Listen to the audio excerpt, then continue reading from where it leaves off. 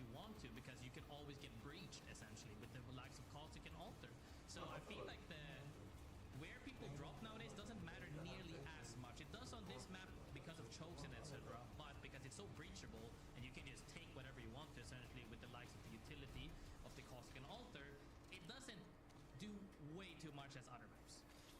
And you bring up an important point here, Graceful, as to how this impacts our other games as well, since Caustic and Alter are both available. Well, funnily enough, Caustic and Alter were picked the same amount of times this match, which means that one of them is getting banned, but we don't know which just yet. We won't get to find that out until we see what teams place near the top and then start to whittle down, okay, well, who's running Caustic, who's running Alter. Giving a quick overview right now, I'm not seeing a lot of teams that are running one or the other. They seem to all be in the same place at the same time, which will make things really difficult. I'm really only seeing Unreal Nightmare, so it may be that what legend gets banned is entirely based on where Unreal Nightmare plays. Somebody's running an Alter, and somebody's doing it. Unreal Nightmare and somebody else, but my eyes are finding it right now.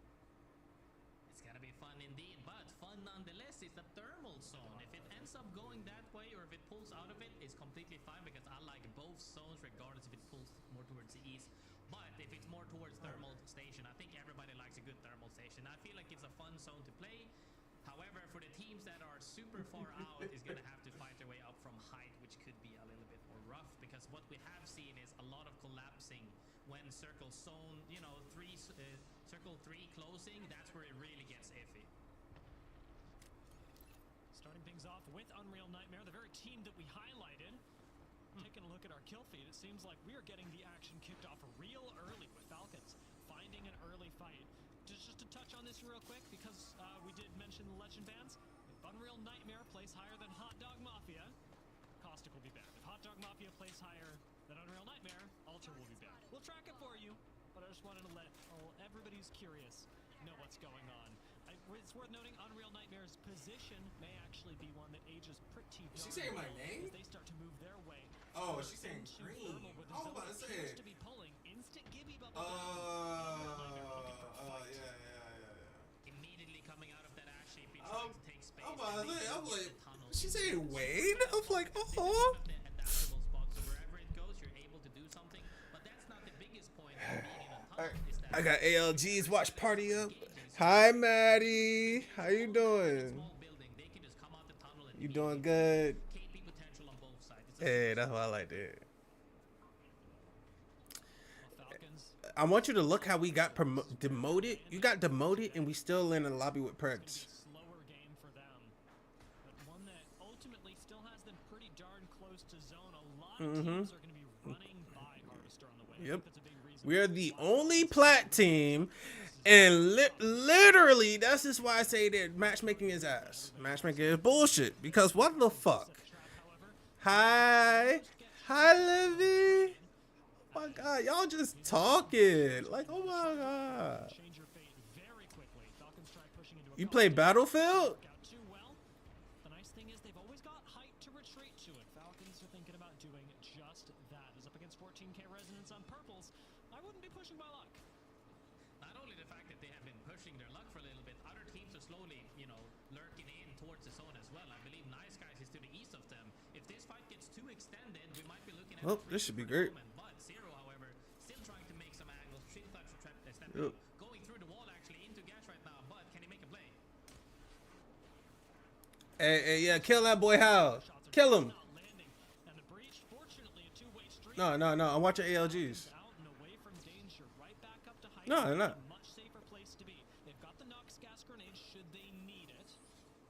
No. Yeah, so I'm streaming from my PC, so you're good. I'm about to say you can't be heard or anything. Yeah. So I'm playing on the PlayStation, streaming from the PC. I ain't gonna lie, yeah, this is his little setup. I ain't going for it. I got my little setup, bro. I'm streaming from a PC, playing on the PlayStation, like watching ALGs, like yeah, bro.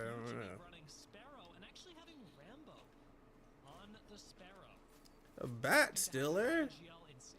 I give everybody bats. Yeah, I definitely think that's a play that a lot of people tend to do, is that you have your IGL on the rotational character, whether that be their Wait, I didn't check if audio was going through. Hold on. Fuck, I should have checked that. Let me check. I thought I was being punched. Okay, yeah, audio's going through. All right, cool. Should I add? Let me add this camera. Video capture device. Ooh, somebody just got dropped.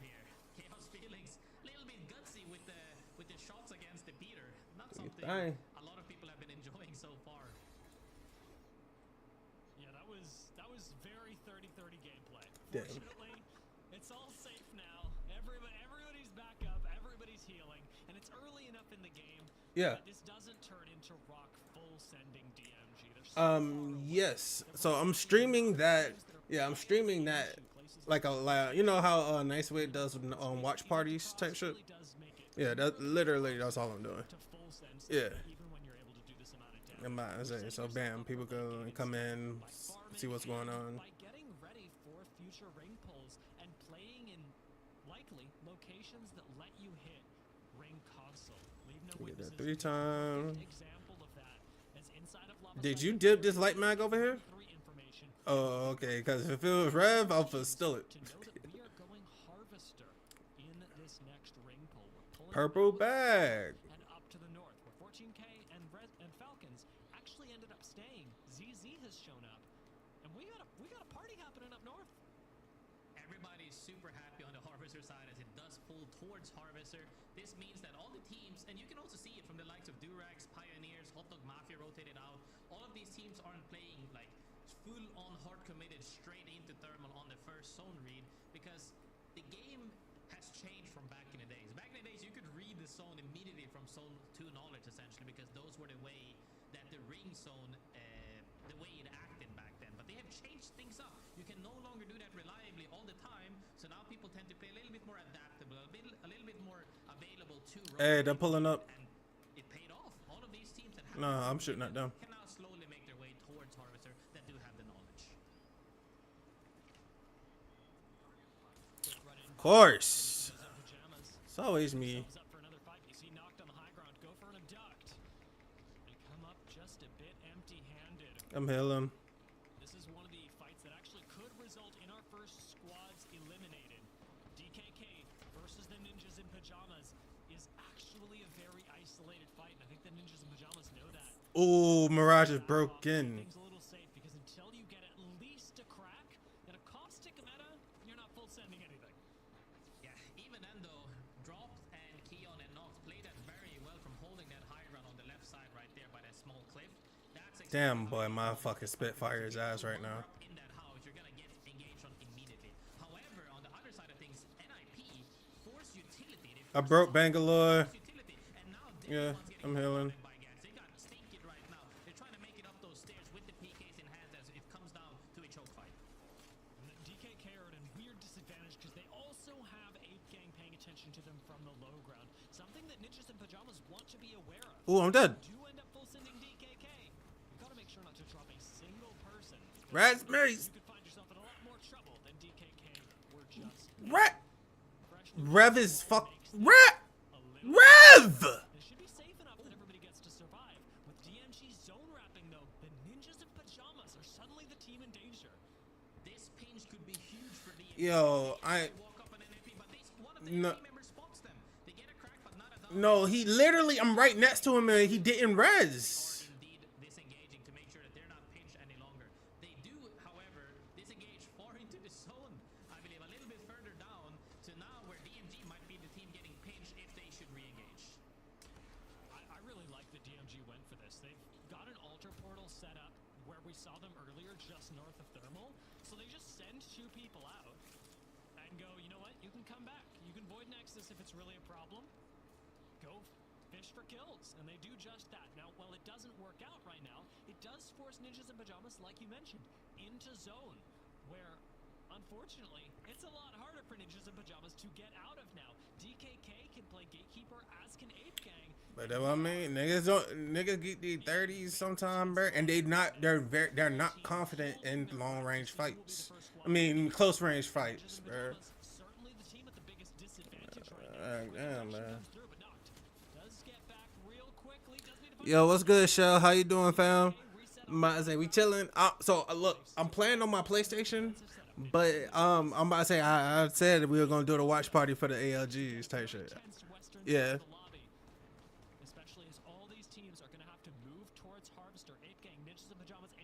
Shit, I feel like 20 miles still out though.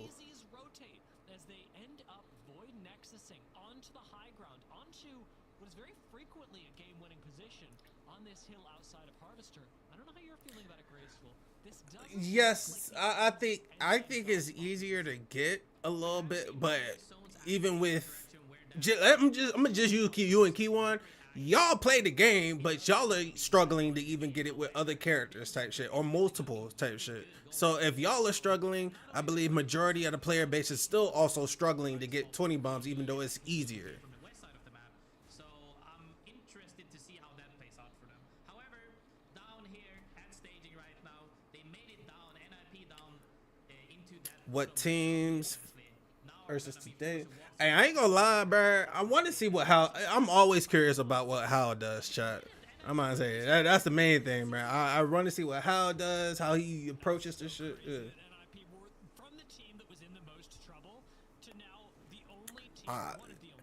But I'm gonna say it's not easy, but it's easier. You know, it's somewhat of an oxymoron, but yeah.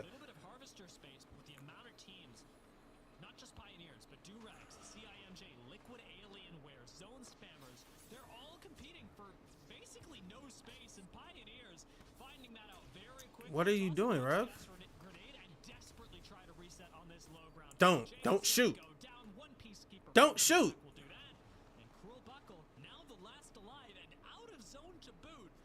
Hey, come on. Like, what are you doing?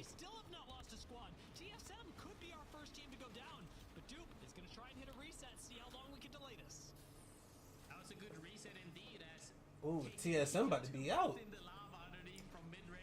Oh, okay, no. I guess they recovered. Lost a member, gets the reset right there. But as a duo, will walk in with at least 2 teams above. Bird, why not just plug us in right there? Leave no witness nearby as well. It's gonna be a tough road, and as Liquid Alienware is walking up. The fact Pioneers being eliminated right now. First team to go down after we had our second zone close. And while we're checking in with what's going on here in Harvester, Falcons have not moved an inch. They have been handcuffed to Harvester since the very beginning. And looking at the next zone pull, we talked about ZZ's rotate out and Ninjas in Pajamas rotate in. Did Ninjas in Pajamas just accidentally roll themselves a god spot? Yeah, they didn't accidentally. They took it because CC left the god spot, and now they're gonna get punished by the next zone closing. However, one thing I saw on the minimap, but we did not catch right now, is that Liquid Alienware managed to run all the way into the next zone, solo dolo, climb up on height, and put down a portal for his whole team to get there. Humongous macro play by Liquid Alienware right there. Sentinels staring down the Thuggets right now, and Sentinels have high ground, but Thuggets have zone priority. And unfortunately for Sentinels, you've got DMG at your back as well. This is looking to be a 3-squad kerfuffle. DJ Killer from the high ground, throwing out a little bit of gas. We get a Nox gas grenade answering back. Some Skynades falling through, but DMG with the high ground in charge of this fight. It's a matter of outlasting Sentinels as both squads are down to just 1 member left. No more Nox gas, but a thermite could change this. Riley burning alive on the low ground, and DMG are going to go for a reset, a chance at the next ring. Nice guy. Sentinels got eliminated. Oh, I'm dead. Sentinels burning on the low ground. Ash Week. Still got to go through the Thuggets. Nice wipe right there. Yes, they do indeed have to move from that choke walking down, but it seems like a lot of these teams are occupied. Rock Esports is probably the team that's going to be holding them up, but Fighter Curse all the way inside the east as well. Falcons is currently fighting, I believe, TSM as they get trades. Nah, I had the second queue. I just didn't know where to queue. Type shit. Survived all the way to 15. Waltzy is going to eat this Arc Star surely. Zero is still alive, and Waltzy is hitting the constant resets. Finally, I ain't about to say I don't got health like that to survive. Type shit. in zero. This could not All right, Falcons. Oh, Hal's down. Oh, wait, hold on. I think Hal Zero about to die. Oh, these rocks is unreal. Wait, I thought they bent 0. Both go out. We have dropped half of our teams in 2 minutes. Unreal nightmare. Oh, 0 about to die. He getting pulled up on. Yeah. No, go back. Why they switch? Why they switch? Oh, come on, dog. Show 0. Boom, Walty just died. They just thirsted Walty. Oh, how he actually got Howl up. Oh wait, if they get a whole reset. If they finna get a whole reset. Oh no. Okay, boom, they lost Walty. And they lost. Oh my god. And he about to boom. Grab. Nah. Oh, come on. I don't be caring about some of these other people, bruh. This is a miracle game for NIP. The squad that was in the most danger at the start is you gotta give everybody love. Yeah, they gotta show everybody love type shit. But damn, bruh. Yeah, bro. It's how he the CEO for a reason, bruh. Oh, Falcons out. Yeah, they got him. They got 0. That boy 0 got fucking PK. Damn.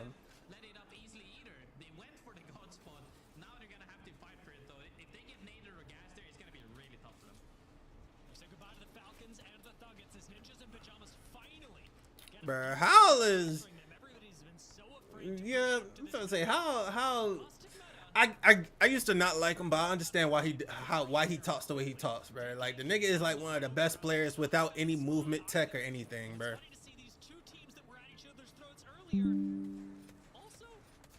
Shit.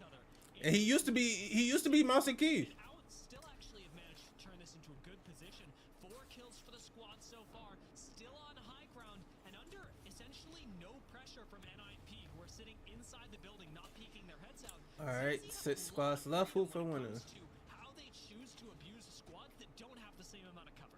If they manage to wipe, leave no witnesses straight underneath them, they actually get to play the entire northern side of the zone, playing from underneath, getting them a huge chance at winning and closing out this game, because every other team is currently on the south side fighting. Sex has very few shots on this charge rifle left. Not normally something we'd get to talk about, but it actually might become relevant here because ZZ struggle to finish off these kills momentarily. It is really going to be Sykes that is assigned to close range duty. They continue picking up these kills. That is another for ZZ, and they start closing the gap, playing not for the north side, but for the high ground, and ultimately a challenge. Ooh, Liquid just got eliminated. Will go down in 6. Yeah. For them overall, but not a whole lot of kills to go with it. CIMJ. I can't believe he's joining Dark Zero again. Who's joining Dark Zero again, Shell? A tough spot to play. ZZ, using the little cover that they have, are trying to take control of this game after giving up the building. Can they play for retake and ultimately win the game? CIMJ stand right in between them and NIP. As NIP take a fight against DK. Oh, 0 going back to Dark Zero. Okay. He probably don't like Hal, bruh. I'm gonna say I can understand. Cause a lot of people don't like how Hal talk. But we can't forget, leave no witnesses is currently owning 50% of the zone, playing low ground actually. If anybody drops into them, it's Damn, all these 3 times. threat for them straight away. All right, 4 squads left. Forced to fight, even with this old AQ coming out, they're still gonna get gassed. And everybody has PKs, bruh. PK 30. Hold on, I'm trying to. That's what I'll be looking for. These weapon loadouts. CIMJ and DKK are forced to take each other on. CIMJ surely going to go down soon as Chick is the last one standing, sends it straight into DKK. PK 30. Leave no witnesses on the low ground. Come on. Yeah, you know what? Give me a PK. Give me a PK. Look, PK 30. Wait, no. Oh, drop. Hey, I ain't gonna lie, drop. You better win this because you the only other motherfucker I know. Top 3 situation. I'm about to say, nah, Keon's not in here.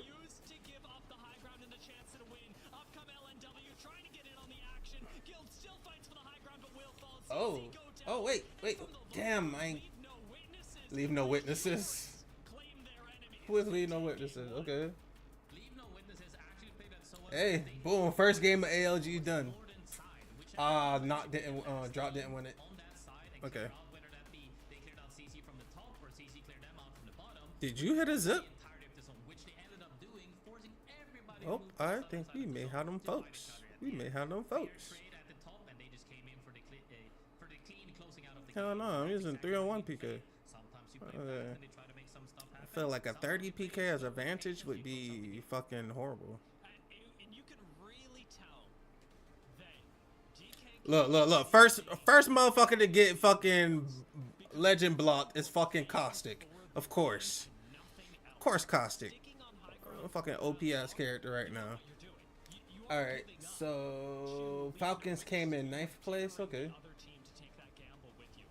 Your name is Hot Dog Mafia? Y'all deserve to not win. Yeah, your name is Hot Dog Mafia. TSM is just doing horribly now. Continues to play out throughout the day because they are playing like teams possessed, not for second place, but for first. Hey, what kind of name is Hot Dog Mafia? Like, why would y'all name yourselves that? Like, that's just I like ew. the kills, I like the assists, I like the damage dealt, but Wolsey with the 7 reses, tiptoeing that we saw on stream, managed to 180 with that sensitivity, That's right. and he still got the double res, and that allowed them to survive for so long to potentially get a couple more extra points in there, which is really important because at the end of the day, racking up all the points you can by any means is exactly how you get those. You get up on the leader. ZZ, Leave No Witnesses, and DKK all making it up to top 3. It was a slog to get here, I'm gonna be honest. Alter. CJ No almost shot. made it in, and Ninjas in Pajamas again, shockingly not making top 3 despite one of the weirdest games that I've ever seen from a macro perspective. Rolled a god spot, and I think unfortunately just didn't have the resources to I got fight the folks. in the end. But this is going to be an interesting game to go to look back on. I'm about to say, I'm currently being beamed. Holding out to Harvester. Loba is nowhere near me. First one of the day. We've still got 5 more games. Before we jump into our second, we're going to take a quick break. No, they're beaming, bruh. They're beaming. Go ahead, thirst me.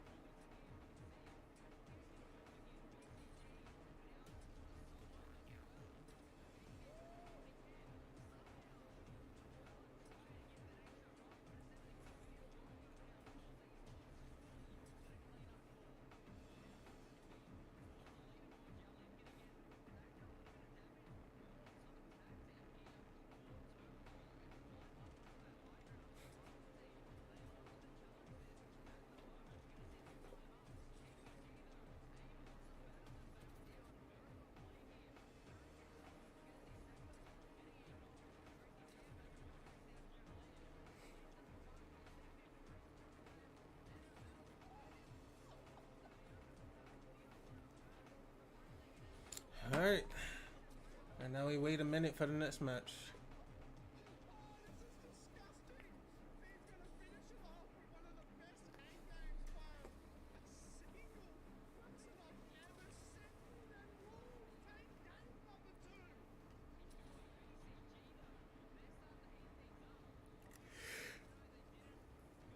Whew, shit.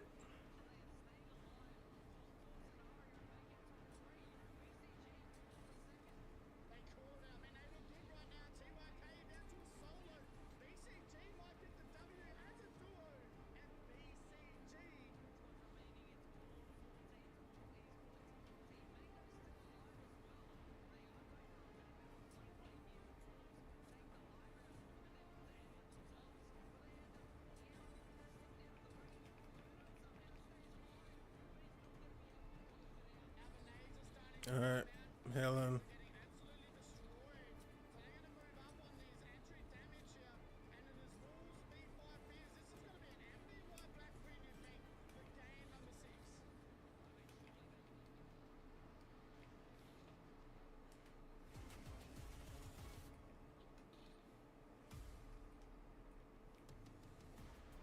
Welcome back, everybody, to the Apex Legends Global Series. It is time for us to start preparing for match number 2 of the day for Americas, as it was Leave No Witness who close out match number 1 with a win, with a pretty strong start to the day, Graceful.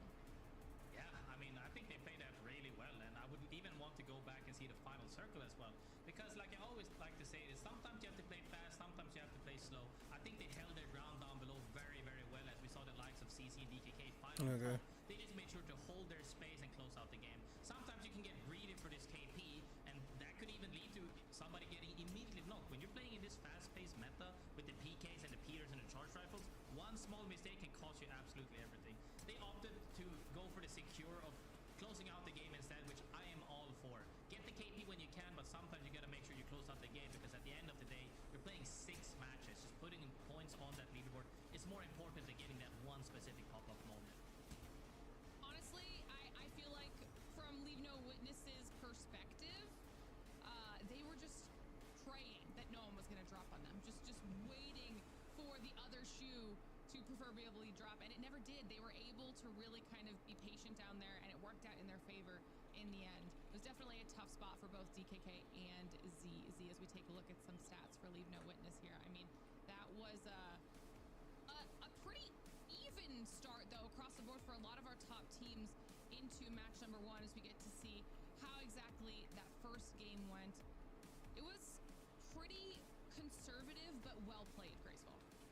Yeah, most definitely. I actually thought that they might have gotten more kills since they played down by the crevice, but sometimes the opportunity just never arises, and making sure that you hold your spot is more important. And honestly, I always say it, if you can keep consistently getting into endgame, at one point one of these games will pay off. So even if they only got 5 kills this game, if they're still in top 3 next game, like, you know, they could have even more kills, but maybe not that same placement. But putting up those points, all it's about 17 points, more than happy with that, I'm sure.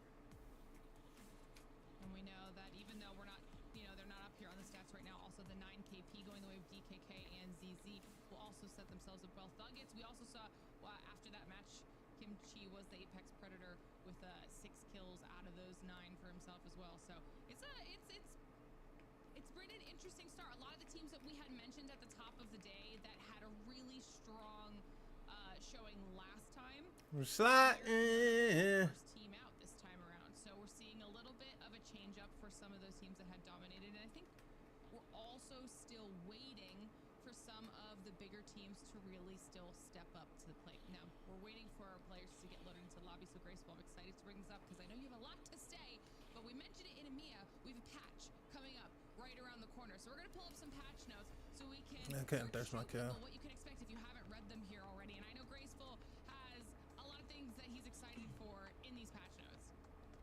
So I'm very excited about the patch notes coming. And never mind the fact that, you know, we will probably... And he is out of there. Potentially Maggie, not nearly as much, I would say. Ash getting a I don't know. That nigga got banned. Very strong. However, locked hop-up is one of the most frustrating part, because Peter Piercer is the reason why people are dying so absolutely fast. They're now making that a little bit harder to achieve, making that more into a late-game scaling weapon, unless you brawl all the time, which we know in competitive lobbies, we saw 20 team circle 3, essentially, even in EMEA. It's going to be harder for them to attain that, which is good, which might reel it back a little bit. One thing I would I say don't engage it. show on this sheet, because there's so many patch notes, and even quality of life stuff, like making the game run better and smoother, which I'm all for, is that the PK choke that we have been talking about all the time, that we see every team run, is getting reeled back a little bit as well. Is it enough? You probably can't snipe like 90s and 80 plus all the time now, but we'll have to see, because he should still remain a very strong competitor in the close range quarters. I'm about to say, can you just leave? Should be strong in close range, and then just not nearly as strong in mid to long range. I mean, it's you know what we used to see back in the day with all the bubble fights when it was Gibby meta. It's definitely getting Don't go that way. into a much better place. But I think that I do agree with you, Graceful. Where up close, a shotty should be hitting you for a lot. If you take the full PK star right to the chest, that's gonna do a lot of damage. But There's hella teams nearby. Ring is shrinking. We have no resources, bruh. Patch notes as well, that he's hoping to get a little bit more seer love after these changes go through. And I don't have resources. competitive meta is that every time we do get some tweaks to come through in a patch, because of a combination of the different maps, the legend bans, and just how fluid this whole year has been when it comes to metas, we very likely could see new legends being added into the rotation and teams starting to try new things similar to what we saw last week with as teams had swapped on over to Stormpoint, you started seeing that trifecta of giving Newcastle Rampart. We're only 2 teams are running it. Then we start today in EMEA, and all of a sudden we see more people using it in a totally different region. Hey, wait for Caustic. They're leaving. Caustic. Come on, give me a shot. Oh my gosh.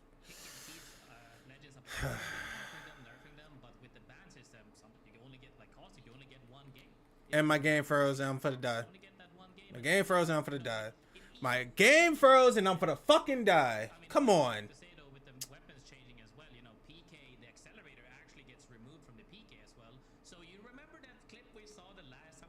Yeah, I had Moby. You get the wall, you pump, you get the wall again. Can't happen unless you get the app potentially, but it's not the same stuff for free now with the PK. So it's very interesting to see not only legends but also weapons get changed. We have been talking about that before. It took way too long before, and now it's happening a little bit rapidly, and I'm all for it.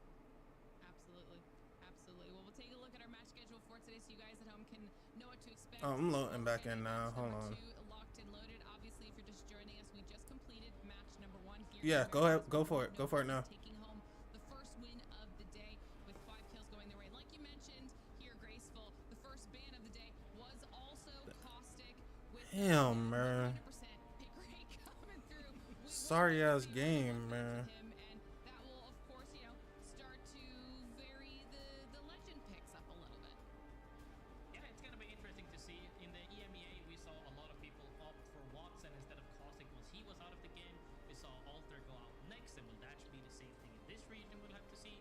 Nonetheless, though, I think that it's fun because a lot of people have been complaining about the gas specifically, but at some point we come Right here, down low.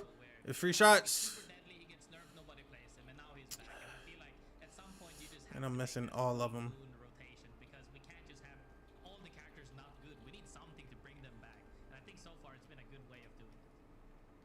We've also seen, or at least we saw today in EMEA, just how impactful Watson is once she was brought in after that Caustic ban did go through. And I'm hoping that we get a little bit more variety now out of Americas because it was a very a similar lobby. We got a little bit more variety in EMEA, but this time around it was very heavily weighted towards, like you had mentioned, outside of Caustic, Alter, and Newcastle. So let's see if they're ready to shake it up a bit.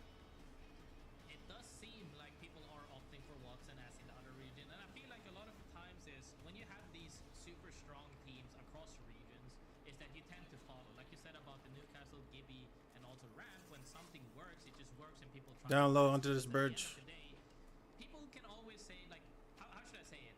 I feel like a lot of people tend to say that, oh, you're just copying them, right? You're just copying X team because you're doing good. But I feel like a lot of the time, like, isn't that really how we learn almost Damn. everything? Is that you take what's good from the best teams in the world and you apply it to your own kit and you try to make it special in some way. And I think Yeah, we should. This is free KP. as well. And we see that happen season Castle broken. whether it's a different region influencing the rest of the Stay right there. or an individual team within Drop. the region that tries something completely off meta or what people would consider off meta, and then it is so successful that it But don't let them becomes the fucking. meta itself, and that's why it's really cool to see what our players are bringing to the table. And you can see, like you said, it is a lot of Watson coming through this time. We start to see a little bit of Rampart in here, but pretty consistent across the board. Definitely. People are vouching for the same playstyle and just swapping out the Caustic for Watson, making sure that, hey, we can keep the same macro, we can keep the same game plan, and I think that's a great idea. Seeing the zone as well here, though, could be pulling out towards the bridge on the east side of this zone, which is a typical one we have seen, but if it does pull anywhere else, a lot of these teams will be fine because you're not really full committed. There will only be like 5 teams really full on committed to where they can't move late, whereas all the other teams are going to opt to say, wait for the next zone knowledge. No, bruh. I'm not letting these dudes live, bruh. Fuck that. Rotation, because that's one of the most consistent ways of making it into late game with the way teams are playing currently, and it's just a good bet. Now we see here potential squads being caught out on a rotation. Hot Dog Mafia. Looks like Rambo is able to get a knock here, and they're going to be looking to move in and at least clear out some space for themselves. Obviously, no team wants to go out this early. So they're just going to be down to a duo now on the receiving end of that. And probably a smart choice. I believe it was Zone Spammers that was over there as well. I got, my knockdown still sucks. Yeah, I mean, Alter is also one of the characters that enables that to happen.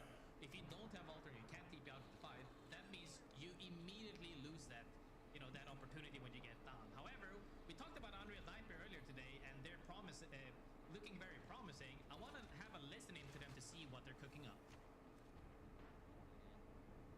Do you have another wall, Earl, or no? No. No. I could take one of the top ones. No, it's fine. Next time I'm gonna put a Newcastle wall facing the steps. That's the only thing I want. I'll probably just have to hold the fucking stairs a little time. So. Make sure your walls are a little bit off. That's a heck of a- Technically later we can like TP out to that. My TP doesn't get too far, but it's like far enough where it doesn't. Yep, yep. Right, yeah. Oh my god.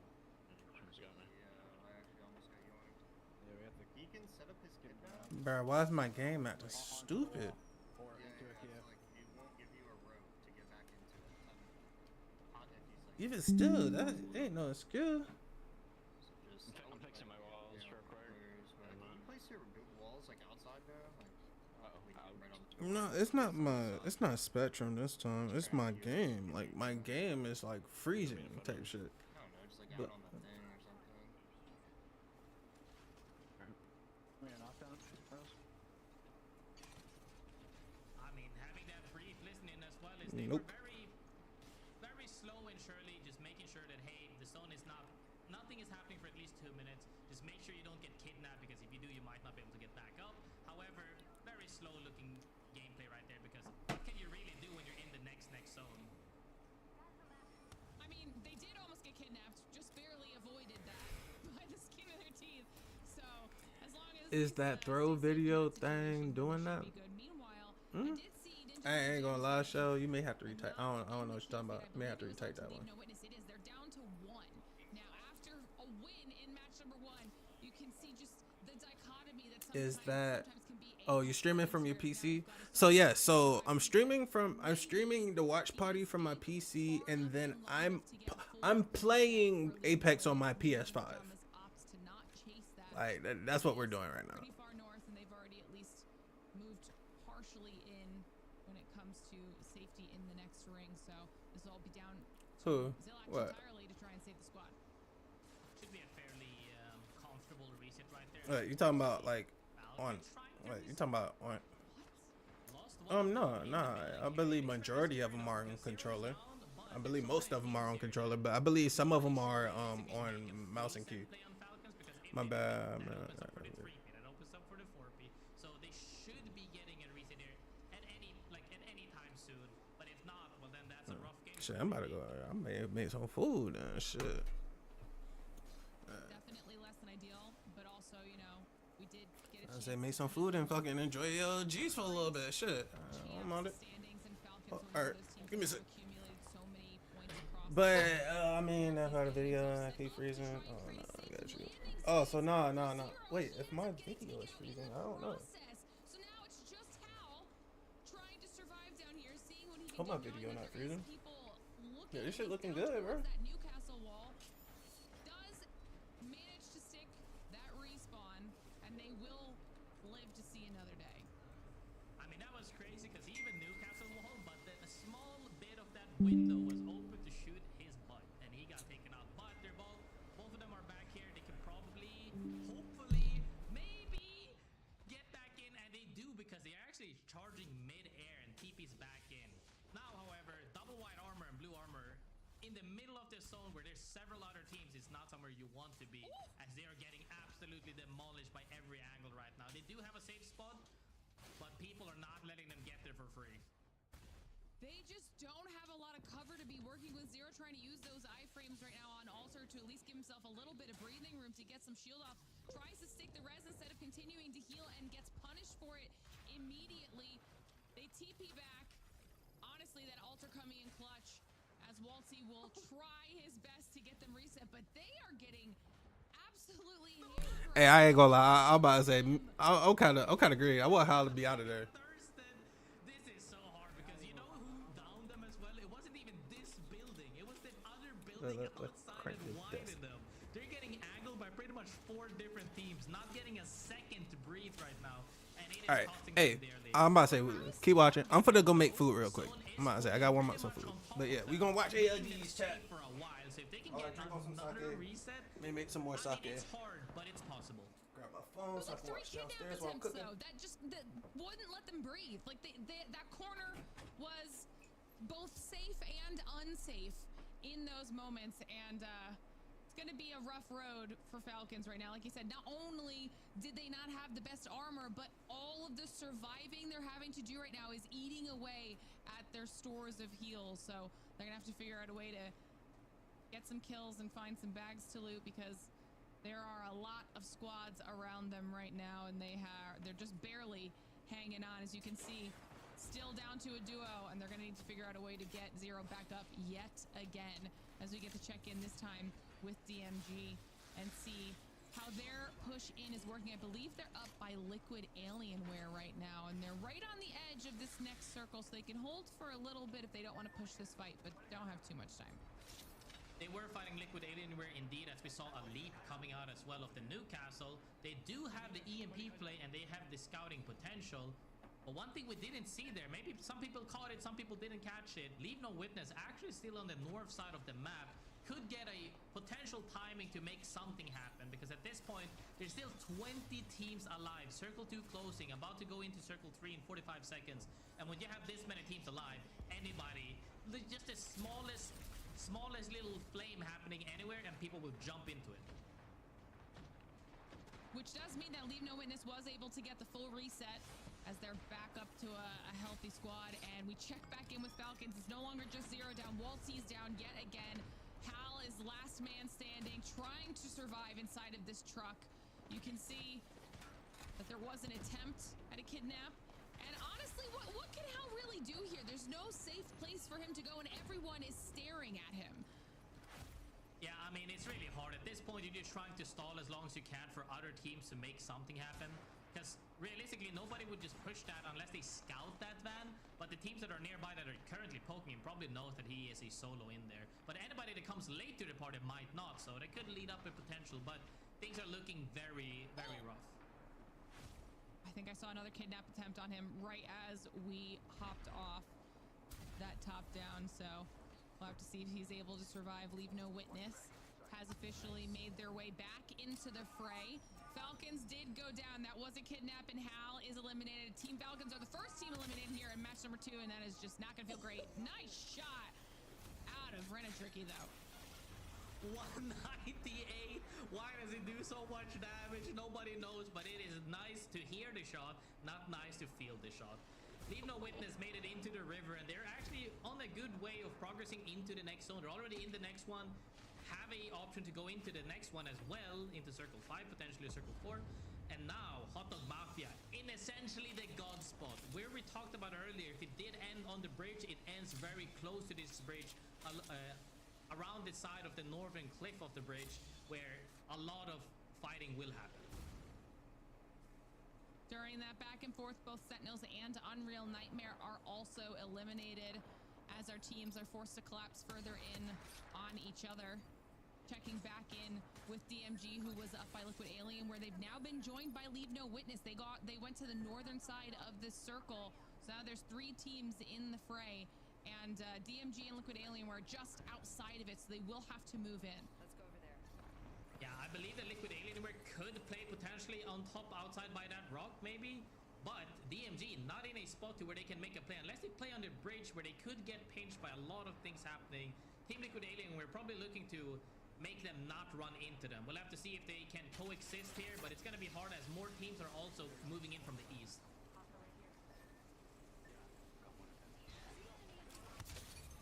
You can see DMG trying to set up a little bit, give themselves some space as Liquid Alienware looking their way with that charge rifle in the hands of Jaguares. Liquid Alienware are definitely going to be hoping they could potentially clear them out before they draw too much attention, because it's not just Liquid Alienware and DMG and Leave No Witness up there anymore. Just to the east, you also have Thuggets and Ninjas in Pajamas, and we know how this works. The longer these fights take, the more attention you're drawing to yourself. So ideally, They would like this to go as quickly as possible. As the ring has finally shrunk down, they will be forced to move out and figure something out. Meanwhile, over on the bridge, you've got DKK setting themselves up well for potential in this final circle.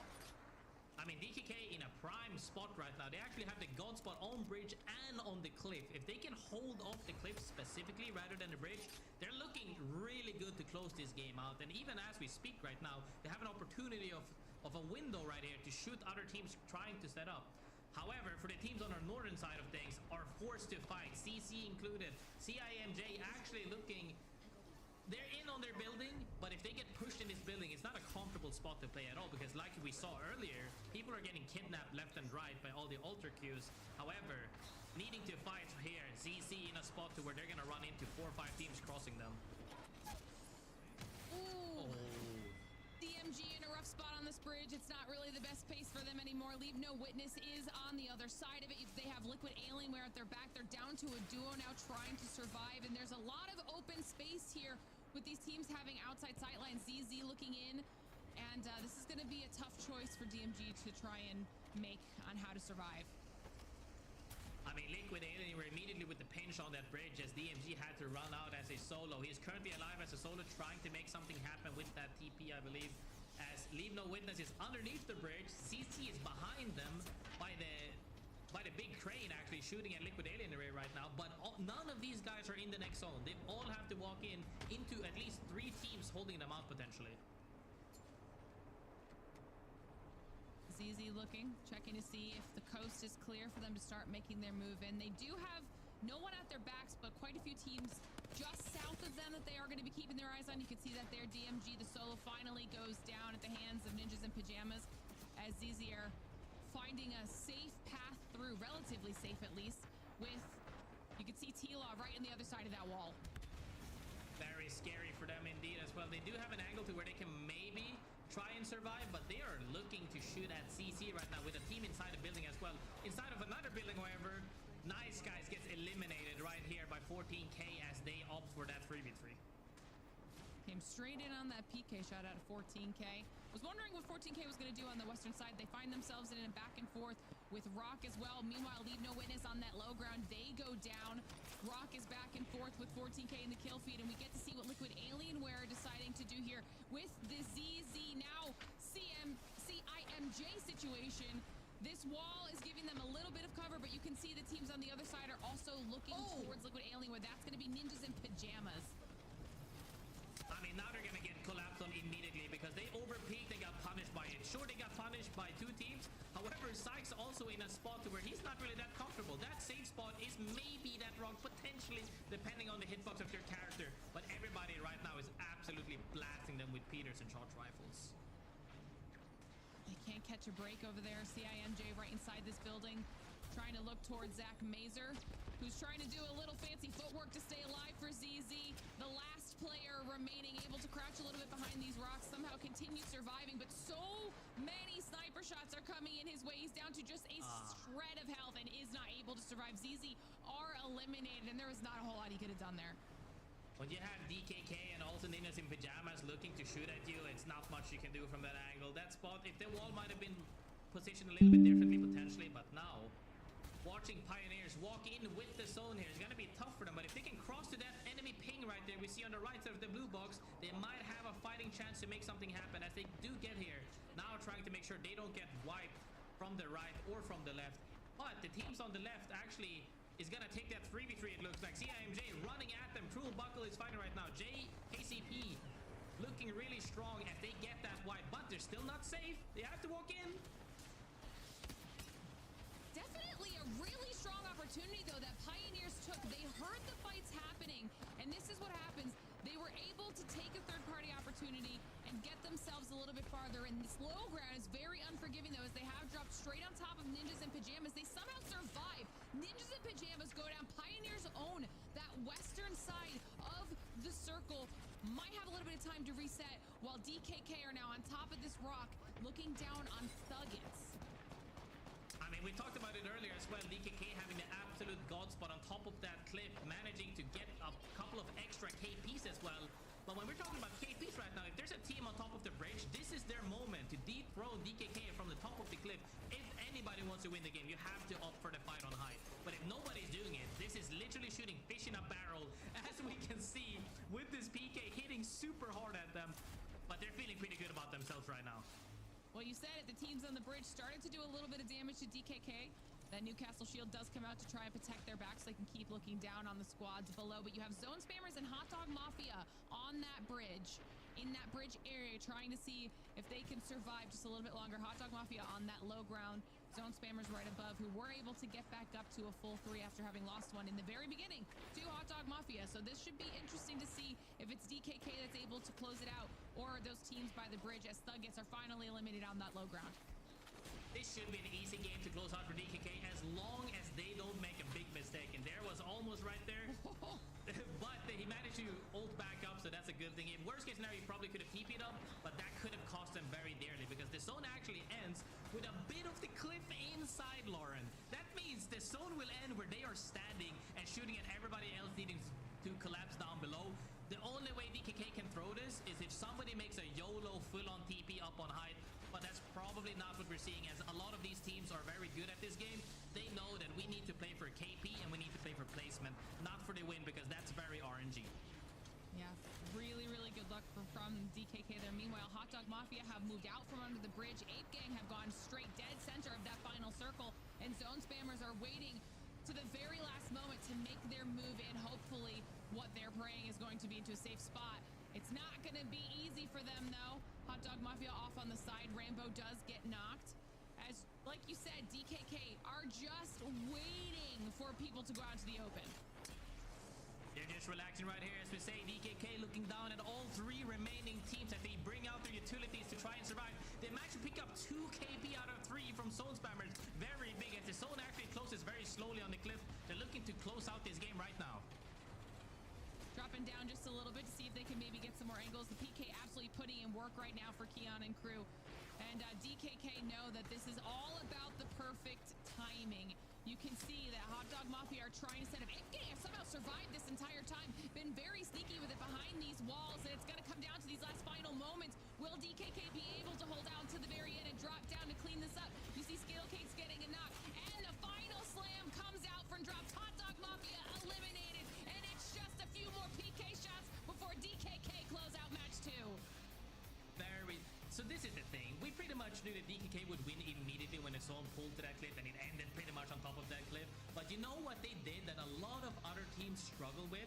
They got so many KPs across the board, from poking people from long range to shooting people into that late game. They got 2 out of 3 KP on Zone Spammers, and they got even more at the absolute end game. And that's where we're calling, like, the consistency of getting end game, but picking up those KPs is huge. Yeah, they did a really good job of being patient too, you know, not trying to force any of those fights, just doing whatever poke they could from a distance, knowing that they had the best spot in the entire final circle, that they didn't really have to force anything that wasn't immediately given to them. And at the end of the day, it gives them 11 kills to go along with their win, so not too shabby for match number 2. Oh, they're definitely happy with that. But if we look a little bit further down on the leaderboard as well, Ape Gang, Hot Dog Mafia, both of these teams are also happy with that. I always like to speak about the average of 6 points on average puts you in top 10 if you're happy with that and you're trying to make it into the regional finals. But when we're at the end of the day, if we're talking about consistency, needing to put up these points repeatedly is what you need to do. And if match 1 wasn't your thing, maybe match 2 will be there. We get to see now what this means for our top 3. Get some damage stats coming through, because an almost 6K game for match number 2 out of DKK is gonna feel real good for Keon knocked and dropped. They just did so much damage between their snipers and the PK, able to really clean a lot of that up, followed by Ape Gang and Hot Dog Mafia, who, to be fair, did a really good job surviving on that low ground for as long as they did, because it was a messy and chaotic low ground, and this is what it means for our series results here so far. 41 total points go the way of DKK, giving them a pretty decent margin, considering they also had that 2nd place finish in match number 1. So the consistency for DKK is definitely there right now, Graceful. I mean, they're hitting end game every single game so far. Only 2 games have been played, but making sure that you get 2nd and then 1st, and also a huge amount of KP pickups at that last game is really good for them. They're soaking up so many points right now that further down you go, it's gonna be up. Like it could go down to the last game where you could move up from bottom 15 all the way up to maybe top 5 if they keep soaking up these points. And we talk about that a lot, right? What are those point sponge teams doing to the rest of the lobby? Well, it's pretty early to tell just yet, so we're going to have to wait and see. So, of course, we're going to send it to a short break, and when we return, we'll be diving straight into match number 3. Don't go anywhere.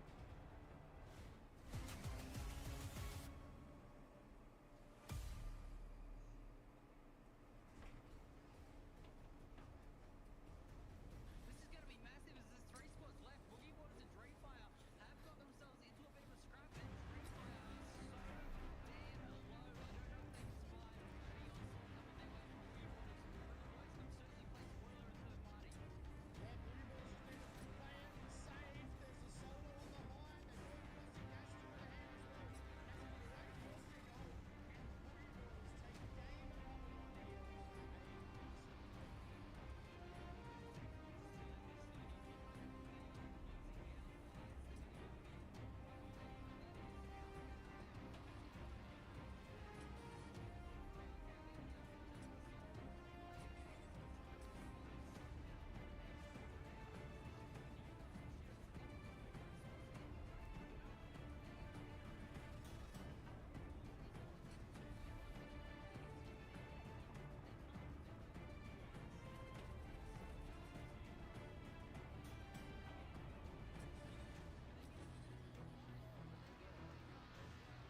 take the game on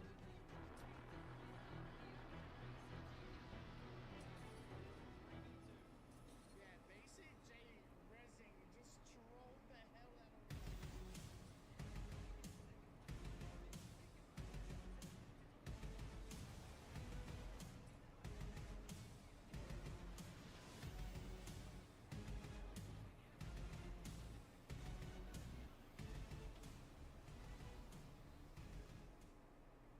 Sony InZone, the official monitor of the Apex Legends Global Series.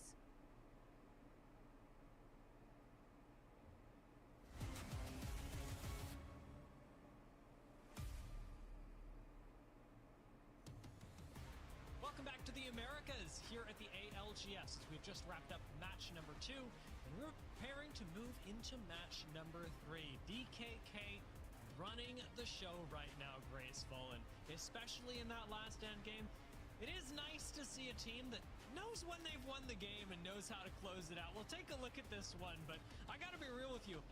From, like you said, the moment that we pull to DKK, there's not a lot of complicated stuff that happens from DKK's perspective. It is more just knowing where to look for kills and when, which I do think they did a really good job of, knowing what teams had to move and where they should be looking as a squad so that they could actually be securing the KP and not letting it go to anyone else. Yeah, I mean, like I said as well, they were phenomenal at closing out KP, and not only here but also earlier.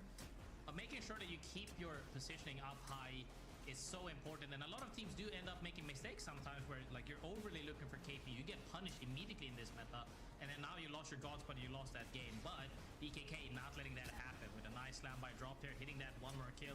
They actually got 2 kills before, and they get 3 kills right there. That means 5 KP for them for free. That was phenomenal. Yeah, 11 kills after that game leaves us with one more match on World's Edge, and that's going to be an interesting one since we've not only got no Caustic, but now also no Newcastle, and Newcastle saved a lot of teams. It is also telling that we've managed to hold on to Alter for so long, so there's still a lot of safety in plays to be made, but the reset potential that you see with things like Newcastle and the ability to hold space with things like Caustic no longer exists. Yeah, I mean, and never mind the fact that we're talking about the reset potential of Alter, we're also looking at the Q through walls. It's very volatile. All it takes is for somebody to get double Peter shot or charge rifle immediately, and any team can just bust in through the walls. There's nothing saving you even in these buildings. So having potentially, if Alter does end up getting banned now, or if another character does, I feel like on World's Edge specifically, she's the most potent due to the fact that everything is so close here compared to the likes of Stormpoint or Edict Streak, where you can visibly see everything. There's so much space around you. There's so many paths that you don't really get locked in. But when you're locked into a small space enclosure here on World's Edge, it's even more terrifying. Moving into our third match, it does appear that, like we're talking about Alter, that Alter is once again at the very top of the table when it comes to picks. This time tied with Watson, which has been the pivot for a lot of teams out of Newcastle. So again, we're going to be looking at what teams place highly and figuring out what legend gets banned as we move into Stormpoint, because if either Alter or Watson are available, both are going to change Stormpoint dramatically. Taking a look at this zone, however, this is right on top of CIMJ, who have got a ring console. I'm looking at Thuggets over at Countdown, who have got one, and I can't tell if DKK have one at Epicenter, but this is the game where you'd certainly like it. Leave No Witnesses have already scouted this out. You can tell because of the balloon that they've placed, or that has been placed for them over at Overlook once they hit the ring scan. But getting into Monument and getting specifically into the part of Monument that you think it's pulling to is going to be the thing you must do. DKK did in fact do that over at Epicenter, and it is a sprint to what you imagine will be center zone. Yeah, I mean, we're still seeing all of these teams here. Actually, Unreal Nightmare immediately bringing it to a fight here. Getting down, Smiles and Thursim. Huntsman, as we saw in the clip earlier in the pre-show, was very passionate. And I love passionate people. You have to be locked in. You have to be ready. And like I always communicate as well, in your comms, if you're put emphasis and feeling into it, it makes it more clear. It makes it more... If I just say, Dia, can you push that? You're not really going to push that. But if I say, push that, Dia, you're going to push that every day. And having that little bit of communication from Huntsman is what we heard from the clip is really nice. Yeah, and it makes a huge difference, like you're talking about, because it isn't just a game of words. Volume is communication in a lot of ways, and we're seeing a lot of that play out even in the close range fights between Falcons and Thuggets. Finally, something goes Falcons' way. Thuggets are down, and Monument gets a little bit safer for them, as they were one of the teams that from Harvester with the ring console sprinted it into center zone and now have a building. Yeah, Falcons definitely looking a lot happier than last game, where they were getting shot in whites and blues by absolutely everybody in that building in Lava Siphon. Now, getting 3 KP from the start is always good, and they have a prime real estate essentially. Depending on where the zone pulls, if it does end up pulling away, you're gonna have to work a little bit harder, but it does look like the zone is actually pulling more towards the Monument or Frag side and Monument side comparatively to the west side. So that's a good thing for them. As we see, more teams are also walking in. One of the teams that actually won the last game, DKK, in a really good spot here. However, this is also one of the areas where you're very happy because you're central, but this is one of the buildings that you don't really have super many safe spots, because any team can just peek through windows and doors at you, and there's so much area to hold. It's a little bit scary, but I believe they can do it. And if I'm honest, I mean, like I said, you know, or like you said, I'm very supportive of this position. I think you can get a lot done from here. There aren't a lot of end zones that pull directly on top of DKK. A lot of them will be a little bit to the north, which will force them eventually to exit this building and take a fight. It's not an end game building that, you know, you're hoping zone pulls to or basically on top of. You will eventually have to exit. ZZ, who are moving over through Landslide, actually should have a zone scan themselves, but the survey beacon is really what's let them take this fight. Picking that up at Landslide, they are moving right on top of KCP, and having already taken one down, remember we've still got alters in this game, KCP can disengage, but instead they will choose to reset. KP Bubble gets taken down by Zach, a nice quick EMP, which might lead to a knock on Jay, but instead it's Cruel Buckle that goes down first. ZZ, unrelenting, continue to push KCP right into the arms of TSM on the other side. TSM right there also joining the frame, getting a KP for free in the bag on the likes of KCP. Very happy with that, as they're still not you know, they're not in any danger by any means. They're just scouting ahead. Most of these teams actually, well, not most, well, actually most of these teams are running crypto. Makes it a lot easier to make sure that you are safe and you're not getting walked up on. Outside of the fact that people are running charge rifle with a 6x so you can actually scout, makes it very nice for them to get a free KP. Let's rotate and see what happens as Falcons once again in a fight as he gets downed by Rock. EMP being eaten by the Falcons as well. Takes away a lot of the safety they had with Watson, and Hal's not able to put up the fences in time. Is going to have to 1v2 as Rock start moving in, swinging this door. Zero gets pushed on the bottom floor, and Hal's got to come to support, and they do in time, working in tandem. Falcon and Zero push off Rock and get the reset. Waltzy managing to heal in the meantime. No EMP available for Rock again, and now Falcons get to rebuild and actually sustain through this Rock push. They get a reset also because one of the Rock members tried to walk in through the top door where he was getting shot from the side by other teams, and that's one of the things that before, when there's no sniper meta, you have a lot of more leeway to take these cheeky angles, but now as we're walking into the point where you get 2 tap by Peter or 1 tap by charge rifle, like we just saw right there, immediately explode. You don't have the room to make these mistakes. Rock, however, looks like they managed to get out a little bit, and now it's just a reset for both sides, but Falcons very happy with that. Ninjas in pajamas, as we're looking right now, are also holding off their spot. Should be able to do so, maybe even denying a res. We'll see through the highlights if this res does actually go off. There's no damage ticking for the Ninjas in pajamas, but it does speak volumes. I'm going to add here that in general, high ground is a good thing.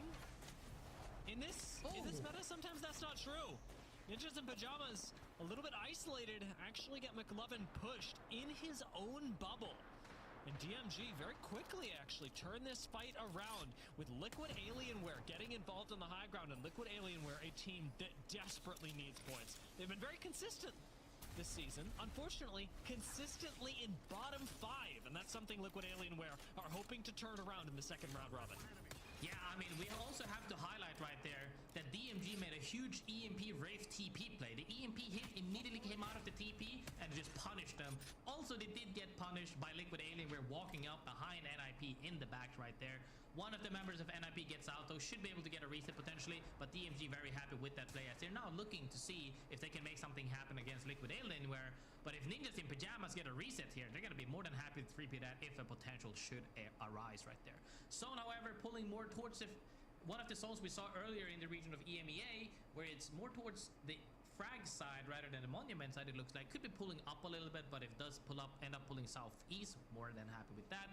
One of the endings that I personally like here, though, is the one I like to call Park. That's the top right in the next zone's Moby res, or the res beacon right there. That's if it ends in that area, I'm a big fan of it. Around that crane outside of train station, I feel like you have a lot of cheeky angles, and if you like mechanical plays where you see a lot of wall bouncing, maybe a little bit of cheeky super glide, that's the area to do all of those fancy plays. DMG trying to make it there by clearing their backs. They're going to do so, taking out McLovin once again. This is a reset that's being punished by the Ninjas in Pajamas. And DMG chasing even into zone. Have just one member left in their sights. Now, Ninjas in Pajamas have sent Kurev out to try and rat this, but unfortunately he gets spotted by Sentinels. Not going to focus too much on that push, however, as Ninjas in Pajamas do largely seem to reset. DMG retreating back to Epicenter and leaving Sentinels to do what they will. Out goes the Void Nexus. That's going to be spotted by everyone, and I'm including DMG here. Ninjas in Pajamas put themselves basically dead center of Epi,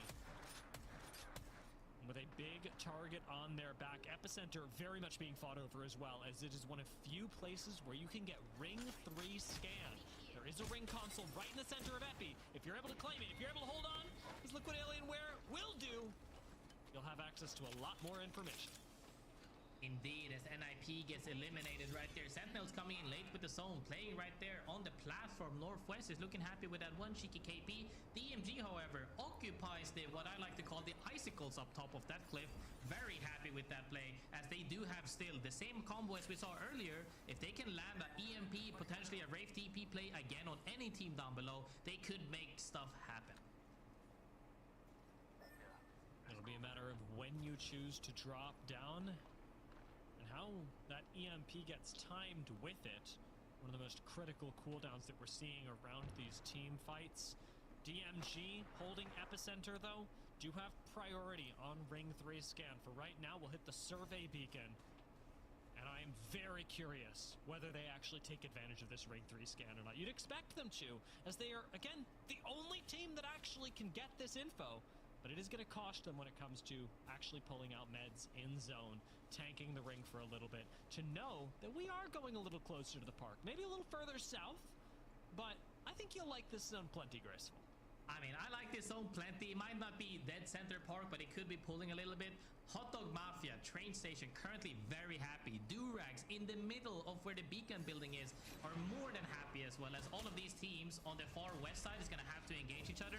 And speaking of engaging, I would like to hear how DKK is solving this fighting potential. So let's have a listen in with DKK.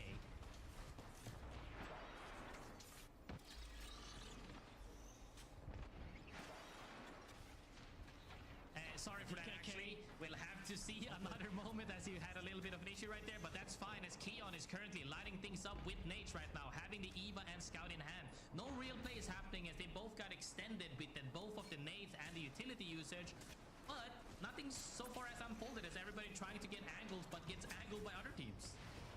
Yeah, a lot of other squads here, so you have to be careful about when you engage, when you full commit.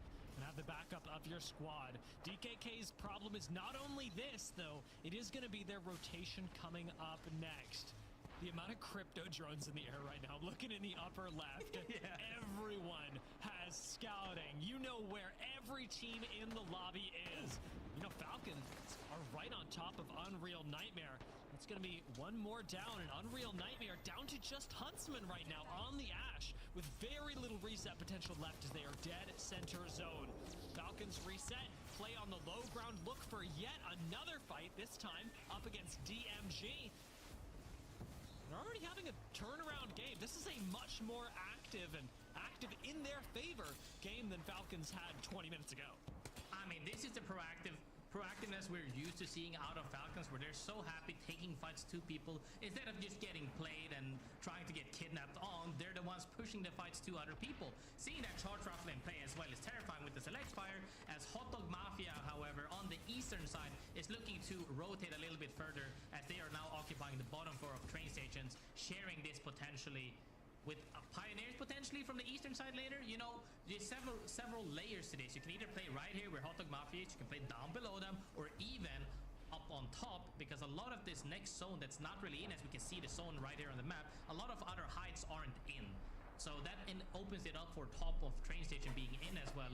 As the zone is pulling even further south, this is gonna be a juicy one. Yeah, we are going to get a lot of if we're gonna go that way, streamer building plays. Very famous. Alright, finally. As fucking back. Rock will have to be sorry, chat. Damn, bro. I had to clean the fucking kitchen, dog. They've got ZZ right next door to them, and Rock consider their options. Resetting back into Monument, I'll say, is a risky choice, as you want to be able to contest for high ground against only one team. Rock seem to be suffering from a bit of indecision. Do we actually stay up here and fight ZZ, or do we go down into the mess with everyone else? Most definitely into the mess as we speak. All I want niggas do. You gotta do shit else. Leave no weapons, trying to survive for the moment as they're gonna get EMP'd immediately by the one of the many cryptos in the game. As Team Liquid Alien were immediately, the EMP hits and they immediately bubble, staying safe for the moment, and Leave No Witness is trying to pray, please don't look at us, as they are getting gunned down right next doors. Gibby's too tall, getting shot even through the bubble, or rather, very tip top of it. Does leave No Witness essentially cooked on the high ground. They've got no cover, they've got no Gibby up to give them that fake cover now, and Leave No Witness will go down. 16 squads left as DKK actually playing very well to have moved themselves a little closer, have a spot technically in zone. CIMJ pushed to try and take it away from them. The DKK managed to clear them out. CIMJ almost gone while DKK play the Gibby bubble from the team below them. CIMJ are out How Nice save guys them? and DKK share a building.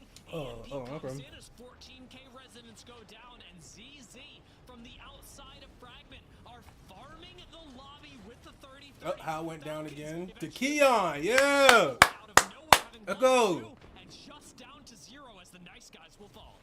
Just down to 0 because we had about Oh. 5 teams needing to collapse. Waltzy on the northern out. side right there. DKK, one of the teams that have been top 2, top 1 the game after, and now still in a pretty much Yeah, if you're end playing game ranked scenario, after moving ALGS, into it, you just down, about so. 13 teams alive, feeling really Yeah, good right about there, almost themselves, at currently 3. sitting at 45 points. But haven't Saying that, played hey, there since is a team yesterday above. morning. Can Oh, we no, try you to good. kidnap? Can we do something? I And got you. they're getting engaged on right now by Legatron, making huge plays with R9 BK.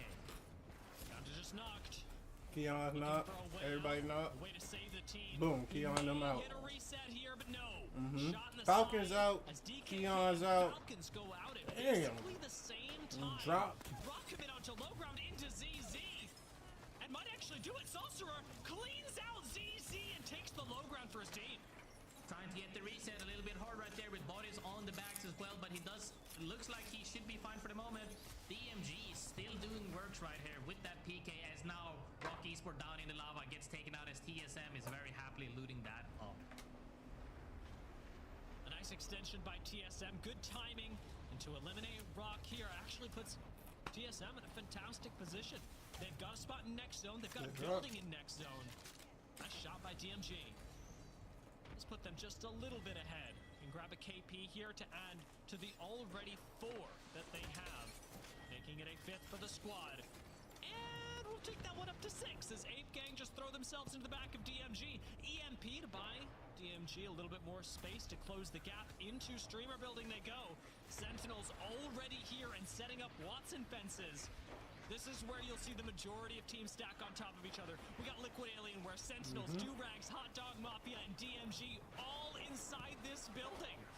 All of the PKs are singing. We Crazy have how about 10 three- PKs go off. Chat, it's crazy how 3 plus teams could play in this one building. We have Sentinel one floor up You as well. cannot do this in ranked. Trying to You survive. can't do this in ranked. It's a Kraber somewhere. There's no way 3 teams are just playing this one area in ranked just peacefully. He starts whining very deeply. Oh, he is whining very deeply. Patty is looking to make plays. However, EMP comes out. Faces come out from DJ Killa. We saw that setup from earlier. Managed to hold them off as they get a reset. Nades are Like, coming this out is as well. It's crazy. not gonna be as easy to wipe them out. That was a very nice play by DJ Killa and DMG to keep TSM at bay, even with the EMP they had to expend. Hot Dog Mafia do go down, and Liquid Alienware, this could be their game. Hot A Dog team that Mafia has deserves to desperately been lose. I'm needing sorry. better results, has moved up slightly in the leaderboards today.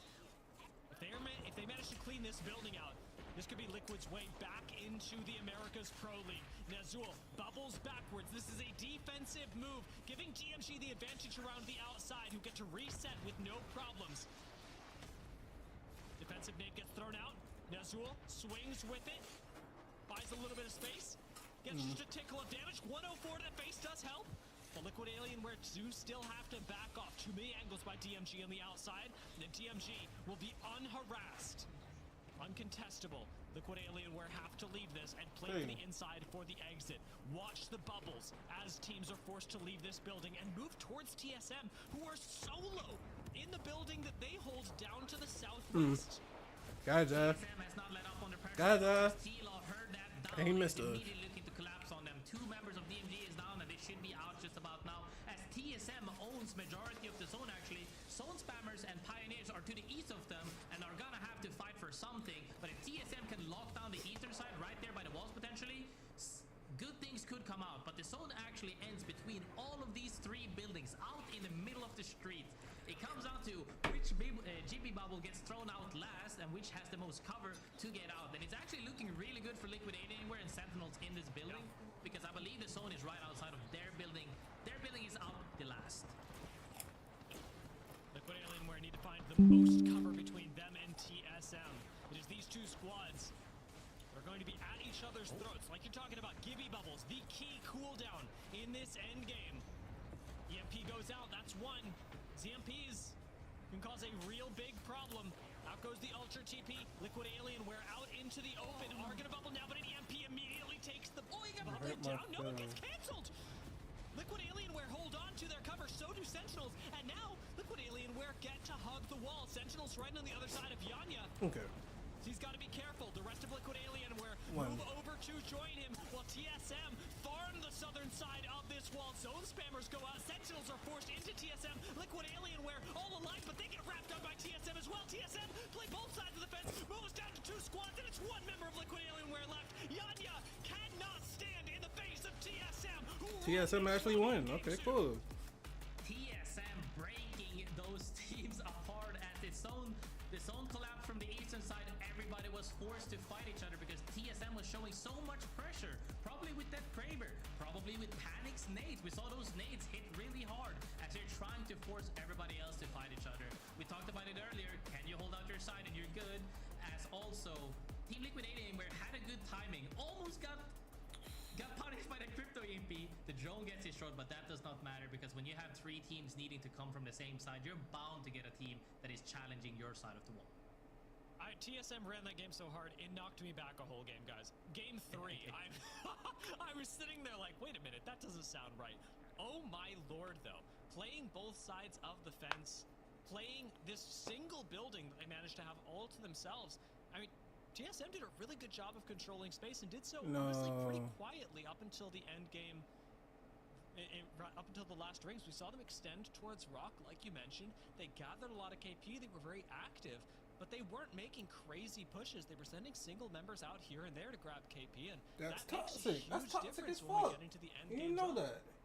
I mean, those are the things you have to talk about when you have the likes of Crypto as well, and you have, you know, Alter specifically when you can roam far and still get back to your teammates. You expecting me to ask you why you're bored is what is the loot toxic. from there, and then now this whole team had to play outside the building. DMG, they're trying to pressure and punish them, and I always like to say you have to play proactively because if you don't try, if you don't at least try to get an opportunity, And I would it never believe comes. you know that. So it's really important, and I love to see this proactiveness out of TSM because that's how you rack up more kills. That's how you rack up more loot as well, and it really, they played phenomenally that game. TSM with 7 KP match up nicely to Liquid Alienware's 11. Liquid actually pushing ahead and technically grabbing first place in overall points this game, despite not finding the win. Pioneers right behind them, a little bit low on the kills, but still pretty good day for, or rather a pretty good game for Pioneers. Let's take a look at the TSM Liquid Alienware stats comparison because these 2 teams were really what it came down to. We were talking about it for basically the last 2 zones, but Liquid Alienware were set up for success, as were TSM, and it ends up working out really well for honestly both squads. Yeah, TSM did pull that one out the ass, though. What just happened? I think both of the teams are definitely very happy with that, as we also see, you know, even though they got second, they got first overall in that point, in that match specifically, but we see TSM move up all the way to 4th place right here in total points, and we can see the first 2 teams, Liquid Alienware being one of them, as DKK is 45. It's very even after top 2. Glitter, in general, do you agree with this match being very heated, but also a little bit top-heavy in the overall leaderboard? Yeah, and I'm here for it, okay? First of all, the absolute insanity that all of those altar portals were causing at the end to get everybody out of the buildings, out into the open, was pure chaos. The fact that the EMP got canceled and somehow left the Gibby bubbles up for a little bit longer to give some additional cover, also insane. But like, there were so many good teams in the final fights that it was honestly, hey, where's the black guy? Luck of the draw with your I ain't gonna lie, where's the black guy? Come on. What's his name? Raven or Rain? Whatever his name is. Where he at? It was bound to go their way, but I mean, that was fun. That was really good final circle. The teams fought very well for those last scraps of points, and T-Law able to do a little bit of a comeback there at the end is also kind of cool to add into the story. I think definitely an opportunity for a lot of those teams to go back and see what, if anything, could have been done differently in trying to secure a little bit more KP in those situations, which is something we've been talking about throughout all of EMEA, as well as just in general in relation to comp in the ALGS. You know, how does one improve? How do you get better? How important are the non-game specific things like VOD review in your journey, and that's something that you guys are going to talk about here today. You did a really cool segment earlier in EMEA, so if nobody saw that, if you guys in chat missed it, go check that out. We're going to do something similar here today and do a little bit of VOD review with Dia and Graceful for everybody at home. So Dia, tell us a little bit about what we're looking at. In sticking with the theme that we've got in the Americas today, looking at what teams are causing the most disruption, I really wanted to follow and check in with Unreal Nightmare, who made a big splash last week. They had some really good games. Obviously, we saw their win, and they had some games where they looked like they were in a good spot, but fell a little short. It's that I've selected as we moved on to World's Edge with this team. They had a really good game moving out of Landslide and Graceful. I wanted to get your perspective as a pro to break down how you'd go about VOD reviewing this, maybe solving things to the future, what they've done well, and what they can look to improve. So let's roll the clip and see what we've got for Unreal Nightmare. Hey, you want to know what's funny, chat? It's funny how we all want to be like the pros, bro. But what they just said, nobody on this game, unless you're a streamer that does content, in my opinion, does VOD reviews. Nobody ever records their own games and looks back over those games to see, hey, what am I doing wrong? Hey, did I mess up here? Let me see what the fuck I'm doing wrong. Nobody really does that, bro. And if they do, bro, I'm telling you, it's a minority of players. It's not everybody.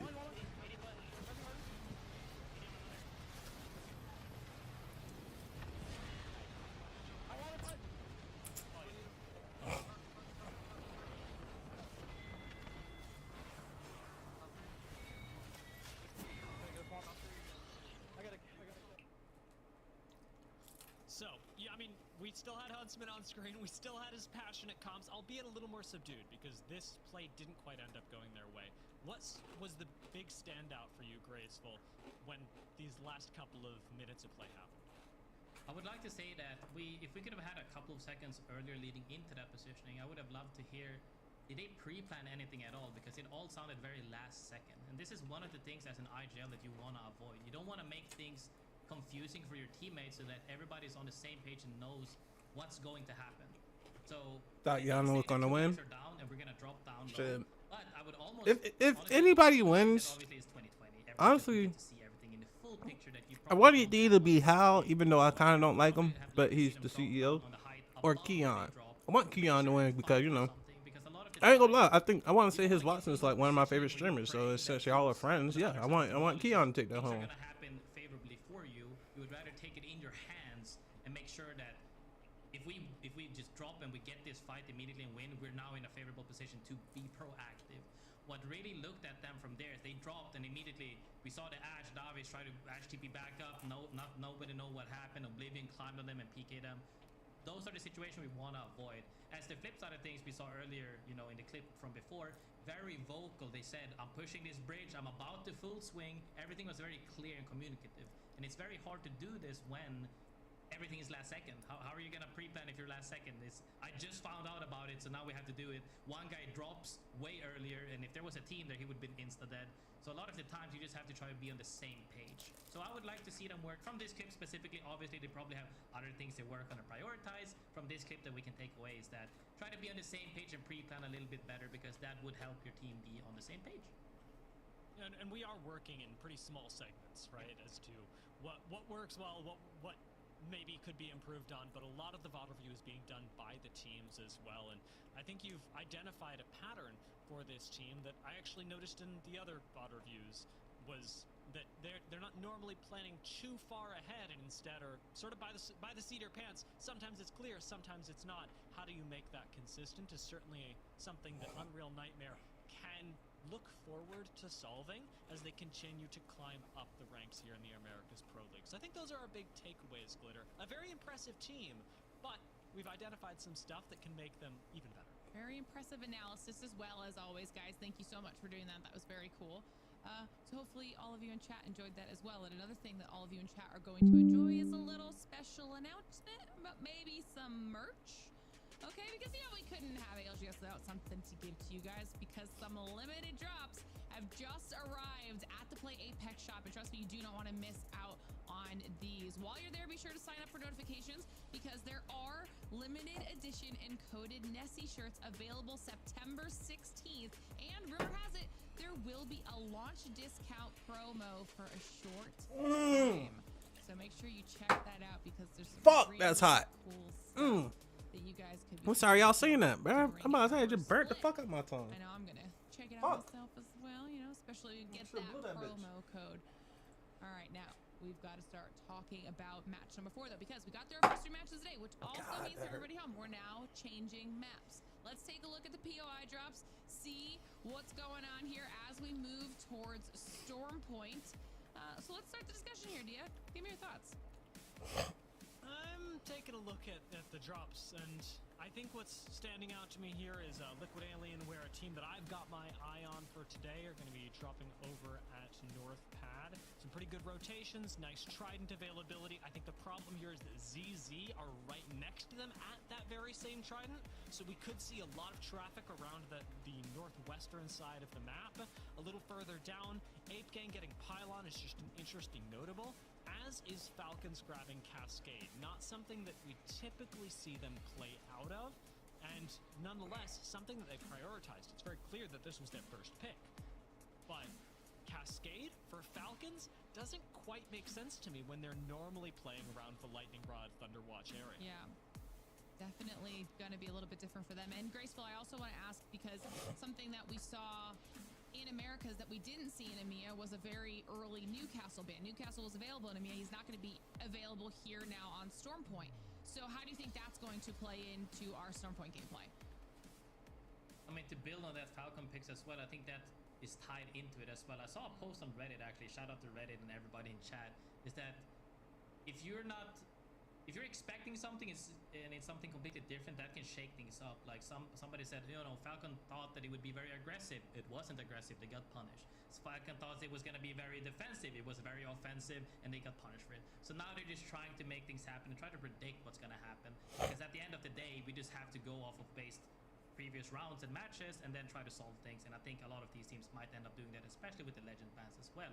However, I do think that it is a solid point to start from somewhere, I guess.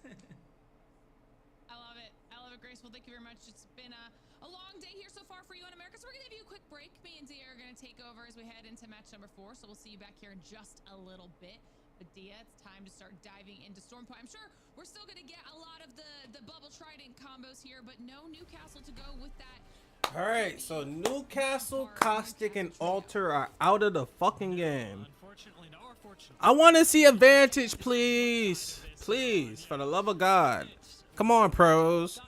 Like, goddamn. That is now banned. So, moving into Stormpoint, I will say, glad to see Ultra taken out. She's fun to have for a few maps, but in the long term, I like seeing the forgiveness that teams get with Alter taken away. And as we move into this match, all I'm thinking, Glitter, is it's game 4, it's game 4. It's not game 3, it's game 4. It's game 4. Listen, sometimes the matches are just so good you lose track of where you are, Dia. I've had it happen to me before. It's true. And I won't get hung up on this. I won't be thinking. I will move on so quickly onto Stormpoint, which I will say is one of the best maps if you're looking for a little bit of nuance to be brought into your Apex Legends, because there's so much diversity in how the zones here play.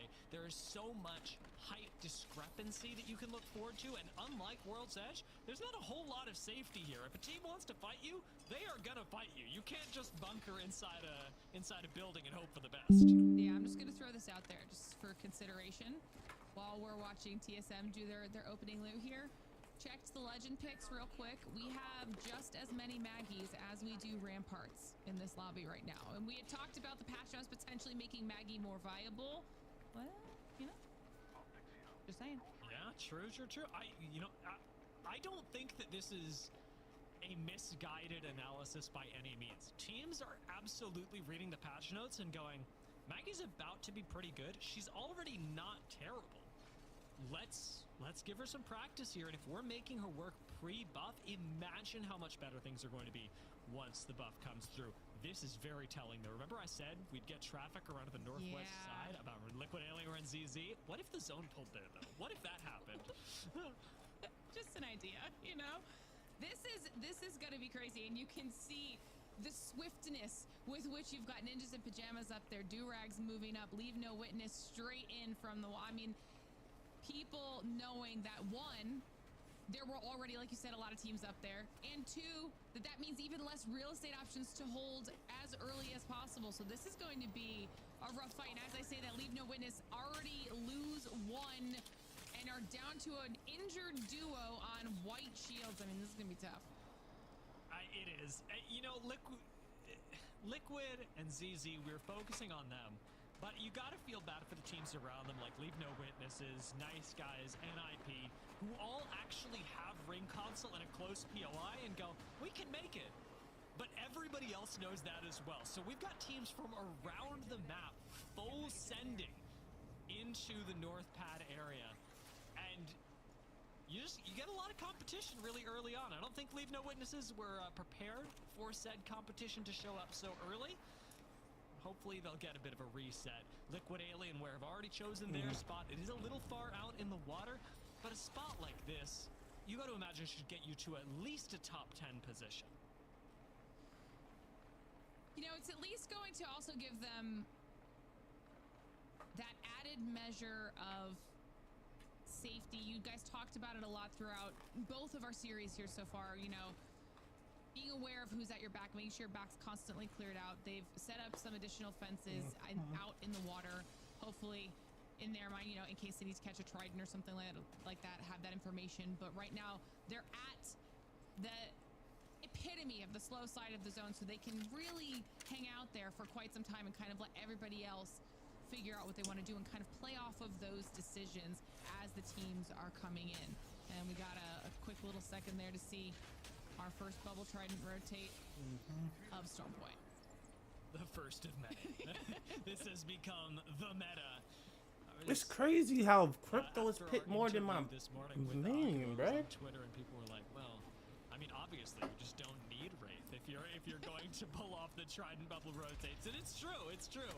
It's weird, but it's true. That is a nice headshot from Noct. DKK rolling up towards the zone. DKK and Falcons actually in the same boat here, not getting a zone read particularly early on, have sort of moved in the same direction as everyone else, but are late to the game and are playing for Evo more than they are for endgame position.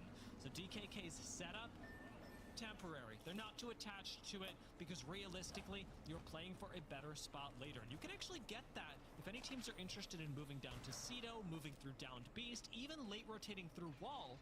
Those are all POIs that can give you third beacon information that'll let you play an endgame even better. Not to mention, DKK can afford to be a little bit wildly aggressive because of how they've set themselves up in the series, but a team that's had a little bit slower start of the series is definitely Falcons, as we see them trying to get themselves set up here. You had mentioned that they were in similar rotational areas as DKK. Well, now Falcons find themselves in a bit of a back and forth with the Durags trying to hold on to this lower ground position. They're able to hit some nice shots with the PK from Hal. Could keep them off. Go, Hal! Go! Oh my God! Nice guys are good. I swear he canceled that bet. Falcons reset. Nice guys go down. I'm left with a few question marks, but ultimately a win for Falcons. Like, what were they doing? Moving up to 10th place is a better spot than they were in on the first day of Pro League. So Falcons, Like, what were they doing, bro? Oh my gosh! Changes for the future are already improving as a trio as we go from day to day. Hot Dog Mafia, team that started off the day pretty well so far. Now checking in on them here as we've moved into Storepoint, all alone in Command Center right now. So they're going to be able to at least grab a little bit of loot and try to continue through from that eastern side. Could potentially run into a few squads the farther in they push. So it'll be interesting to see what they do with their rotate once they make their way out of Command Center. But they do have at least a lot of information at their disposal with that Sparrow. And get a lot more too. One of, I'm going to count them, 1, 2, 3, 4 teams? 5. One of 5 teams that now have access to this. I'm noticing Rock, TSM, Hot Dog Mafia, Pioneers, and the Thuggets Sparrows will all have, oh, and and zone spammers up at North Pad all now know where this zone is going. And Rampart, actually, Crypto, wow, Gibby, well, for Liquid Rampart, Alien, this is a bit further Gibby, north than Maggie, you normally expect it to Rampart, go, but something about Crypto, Liquid Alien was Rampart, on Gibby, today. They got a good Watson, game, number Maggie, Gibby, See what Watson, they can cook up in game Ash, number 4, fucking but this is a Watson, team that needs a Sparrow. comeback. I believe they need to be Like, placing top Crypto's 4 getting banned this to time. secure themselves a spot in Japan. They can hit Like, top come 4 on. in PL, which they are far from right now, being in the bottom 10 teams at the moment. First place today would do a lot of good in moving them closer to Japan.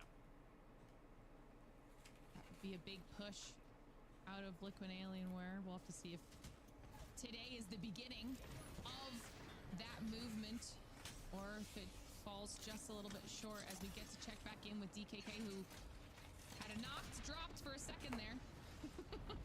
Able to get him back up and hopefully stave off a little bit of a push here, as they should be able to get a solid reset. And you know, you talked about them not having not being too committed to any set position, and they can still continue working with that. They have some room to move around. You can see the Durags being one of the teams in the buildings in front of them.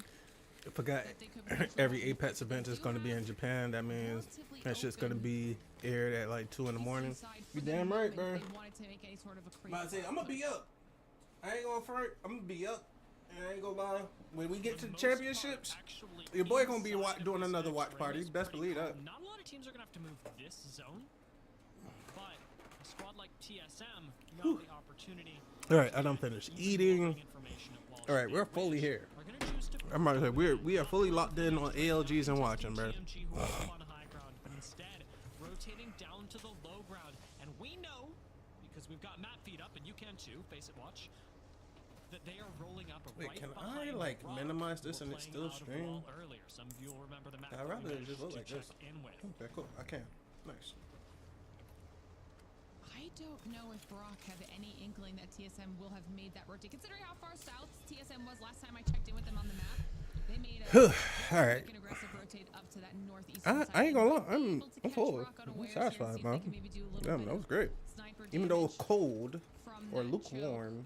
Have to see what they're Whack. able to figure out there as we get to see what's going on in these nut buildings. Thuggets lose Kimchi, and Dan is quite low. Kimchi fully gets knocked out. Boom, out of there. Thuggets. It does not work out, and Ninjas in Pajamas made quick work of Thuggets. Silent but deadly. Niggas are getting, bro, these PKs, bro. They're going to nerf the PK by the end of the season. If they're not nerfing the PK net split, they're going to nerf the PK into the season because this is ridiculous. Shoot! Oh yeah. Oh my god. If you would have shot earlier, you would have fucking. It was close. But close is for horseshoes and hand grenades. That's the expression. No hand grenades. Bruh, no, that's all they're using. Charge rifles and PKs, bruh. TSM are gonna have to wait to make a play. This still is a net win for them, however, as they forced out Catalyst Wall, and that at the very least is a pretty big advantage for hand grenade. Beautiful fucking nade, TSM. What y'all gonna do with that? You spoke it into existence, Dia. Panic coming through was a little bit delayed in the zone. Throws a frag that changes. Get him out of there. Get Rock Nation out of there. Get him out. Boom. One down. Oh. Taking a little bit themselves, but still able to move in on Rock. Panic does get knocked. Gent's quite low, but it's all down to Saucer trying to survive there behind. Come on, TSM. Y'all don't lose this. If y'all lose this to Crypto. Okay, there we go. I'm about to say. My God, that frag completely opened things up for TSM. Huh? If the Peacekeeper had a tagline, it would be with the PK. Jim Burton? I didn't know if that was Jim Burton or not. Even into the last moment, I was going, yeah, Oh, so why is Skittles on mother? You're Hot Dog Mafia? I ain't gonna lie. Y'all deserve to lose because of your name, bro. I'm sorry. I don't fuck with the name. TSM have a chance at taking this game away from Yeah, it's a weird ass name. Why Hot Dog Mafia, nigga? perfectly. Literally everyone but Liquid Alienware is going to be outside of the next zone. That includes Like, that would have been funny. I would have fucked with that. Glizzy Mafia? Yeah. Hot Dog Mafia is whack. It's lame. out of Liquid. Drags fighting for their life right I ain't gonna lie. I think all these niggas have PKs. as they're using Yes, they every all have single PKs, so resource you're not to pushing them. block all of these frags as they were coming in, able to survive a little bit here as Ninjas in Pajamas and DMG are in the vicinity trying to see if they can take Durags out. But like you mentioned, Liquid Alienware, the only one safe out in the water in the next Hey, hey, I know their name is Durags. Are they black? Also are gonna want to get some KP on the board, so as things start to continue shrinking, I'm about to say, I don't know if I can fuck with that, bro. If are Durags black? Are they black? Is there any black guy on the Durags team? Only going to get more so. A lot of squads Like, come on, getting y'all. into this area. Hot Dog Mafia are going to be rotating out of wall, likely just straight landing on this. And let's not forget, we've still got KB bubbles, we've still got tridents in this lobby. You can take a disrespectful Me too. That amount shit's of gonna be space fire. with You that damn right that combination. fucking We're gonna ALG see is a gonna lot be of teams fire doing in it right Japan. now. Unreal Nightmare Man, if on I had the the, squads. bro, if I had the Has made funds, I would rotations fly out there, technically nigga. into the Shit. next zone. Although how safe this position is, actually, with the trident as a roof, this might be the safest position on planet Earth. I kind of love this. They have a trident as a roof. Ingenuity at its finest. We have a lot of teams though that had hedged their bets and put themselves here in the trenches on this side of the circle, hoping to find a little bit of safe space. And now that we're watching 14K, they're up by zone spammers, but they've got sightlines down on Hot Dog. Yeah, get Hot Dog out of there, bro. Pioneers, that cat wall is in the way, but it's also going to draw a lot of attention to the surrounding squads. CIMJ go down, and Hot Dog Mafia are finished off by the Falcons, who are playing inside of this Hold on, tunnel. I'm sorry, chat. Pioneers Let me make sure my look shit's. for a way to engage, but a bubble. Yeah, 1080p. Look for a way There to we go. engage, but a bubble from Falcons to play conservatively lets them survive and grab a little bit of KP on the way. Now every team in the lobby has just been made aware, whether you had ring scan or not, you know that you're not in zone, baby. You gotta go north this time around. Liquid Alienware continue to roll some Sentinels out of incredible zone there. placements, while Sentinels and Zone Spammers don't even live to see the next ring. DKK with the challenging rotate ahead of them, and Pioneers, I'm grouping them in there as well. Yes, they've got these trenches to play, but none of these trenches are in the next ring. It is all going to be open ground, gravity cannons, and the few rocks we've got out in the water. 14K have just pulled off a respawn, and Pioneers, if they get this knock, they likely go on a push for the few places they can grab. Nah, no way you shoot him out the sky. With a charge rifle? You can see trying to see if Oh, there's any somebody tried. make an opportunity there with the charge rifle as a res does come through. These trenches are about to get very messy. Pioneers are trying to figure out who the best squad for them to focus on is. Meanwhile, the teams in the nut buildings have to do the exact same thing the teams in the trenches do. They're all going to have to leave here very soon. So that means you've got ninjas and pajamas, DMG and Durags all trying to stay alive while Right, TSM is still behind. show me webcams. Out they go. Bubble, Trident, Profit. Let's go, baby. Out into the open water. Ninjas in pajamas. Pray that they find a good spot to land. Ninjas Liquid in Alienware pajamas. prepare for the zone close of their life. The ring is Bro, closing. look how So many these teams niggas are be coming to playing them. this Let's take shit. a listen in with Liquid Alienware and see Oh, if they can Keon, no! Don't kill Keon!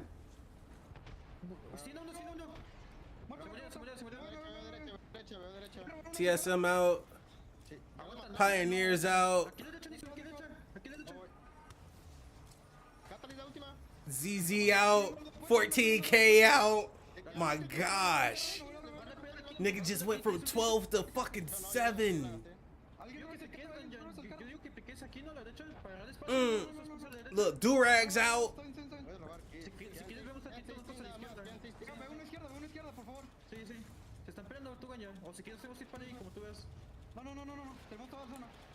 Oh, how them about to get gone?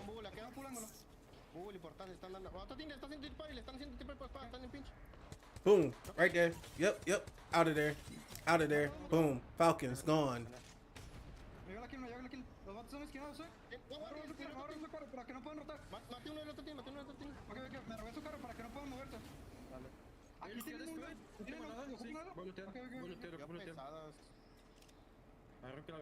Hey, I ain't gonna lie, Liquid may win it.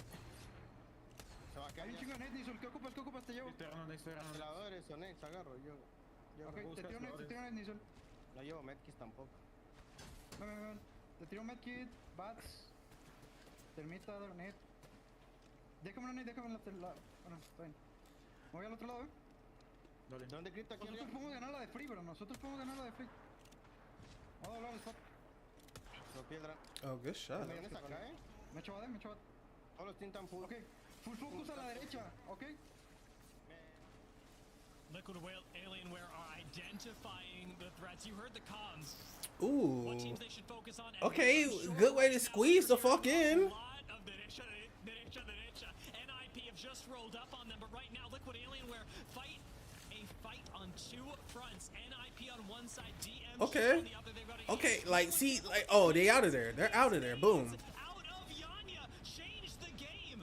Defensive bombardment does let them move forward, but losing Nazul, He's dead. they've gotta He's clean dead. this fight very quickly. Oh! One member left, Jaguar is getting Oh, does he get it? bad for Liquid Alienware, and Yanya knows what he's gotta do. He's gotta finish the fight, secure the KP. Oh my gosh. Yo, this Gibby. Kill the Gibby. DMG are rolling up on this. Liquid Alienware go down. How y'all lose that? How do y'all lose that, bruh? Oh my god, y'all so trash. How did y'all lose that? Unreal Nightmare, who walked up to play the gravity cannon. Can Unreal Nightmare close this out? Because DMG, they are taking space. The way these end games are so finicky, DMG now being the ones that are in a strong position here. Yo, if DMG, oh my god, DMG, yo, good shit. Good shit. Yo, Liquid, y'all are trash. Y'all are trash, bro. How the fuck? That man was literally the epitome of one shot, dog. 180, that whole And you couldn't finish. Y'all couldn't finish, bro. Oh my gosh. on the grab cannon. Liquid was Yo, that is, oh my gosh, y'all are trash. the right was the important side that they had to be paying attention. Like, yes, they're pro. Hey, chat, look, they're pro players. I'm about to say, come on, they're better than me. But in that type of situation, I'm capitalizing. Insane. Oh my god. Oh, Gibby gets banned before Crypto. Okay, fuck it. Given what we saw in Amiens Damn, this morning, Liquid, y'all given what through. we saw in this Y'all game, through. I would be mad as Gibby fuck. just got banned. That guy's getting nerfed this year. I don't know if it's before champs, but that guy's probably getting nerfed before champs because the Trident bubble combination is so potent, and we saw it be basically the thing that changed. Hey, Liquid's chat, don't game. listen to this guy talking Very about Gibby gonna get short-lived. nerfed. No, the fuck he ain't. Managing Niggas ain't every playing play. Gibby like that. The fuck, maybe in ALGs they using them, but in the regular games they not. So they not gonna touch Gibby. And it But yeah, really good shit, knocked them out DMG. So far that they didn't even make top 4. And granted, I'm gonna give credit where it's due. That was off of some really clutch. This play dude to said win on in the 1 chat, HP as a on Gibby, ALG, and so smoking clean up on the that. Smoking on that young I that young pack. what just happened? That was insane. Right, like no, dude, they threw that. I'm sorry, bro. They threw that. You would think that you would think they win.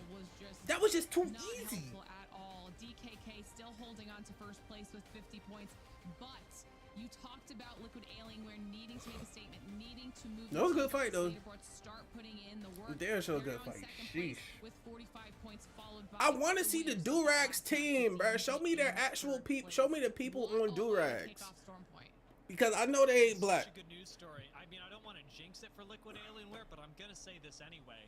They've been our most consistent, one of our most consistent teams in North America because they placed 15th in their first 2 match days both times. This is a much better look. I mean, I love consistency, but I like winning a whole lot more, and Liquid are doing a little bit more of that right now. No, they ain't. Very welcome look for a team What? that wants to make up Hey, nah. Can we be real, bro? Liquid just fucking threw. Liquid threw the fuck out that shit by not killing that damn Gibby and getting the res off. What? You're watching the Apex Legends Global Series. Like, how did y'all not kill that Gibby, bruh? Like, I ain't gonna front. No. Fuck all that. Let's go back, chat. Alienware, but I'm No, let's go back. Like, let's legitly go back and let's really look at that shit, bruh. Boom. losing Nazul means they've got to clean this fight. Bruh. Oh my god. Hey, hold on. We gotta slow this bitch down. Playback speed. Let's go half speed. Come on, bruh. There is no way they should have lost this. Let's take it back a little second. Boom. ¿Dónde grita que nosotros podemos ganar la de Free, pero nosotros podemos ganar la de Okay, hold on. Let's put it at regular real quick. Boom. Me echó me echó. Okay, full focus a la So they derecha, put down a okay? fence. Damn, did I go too far back?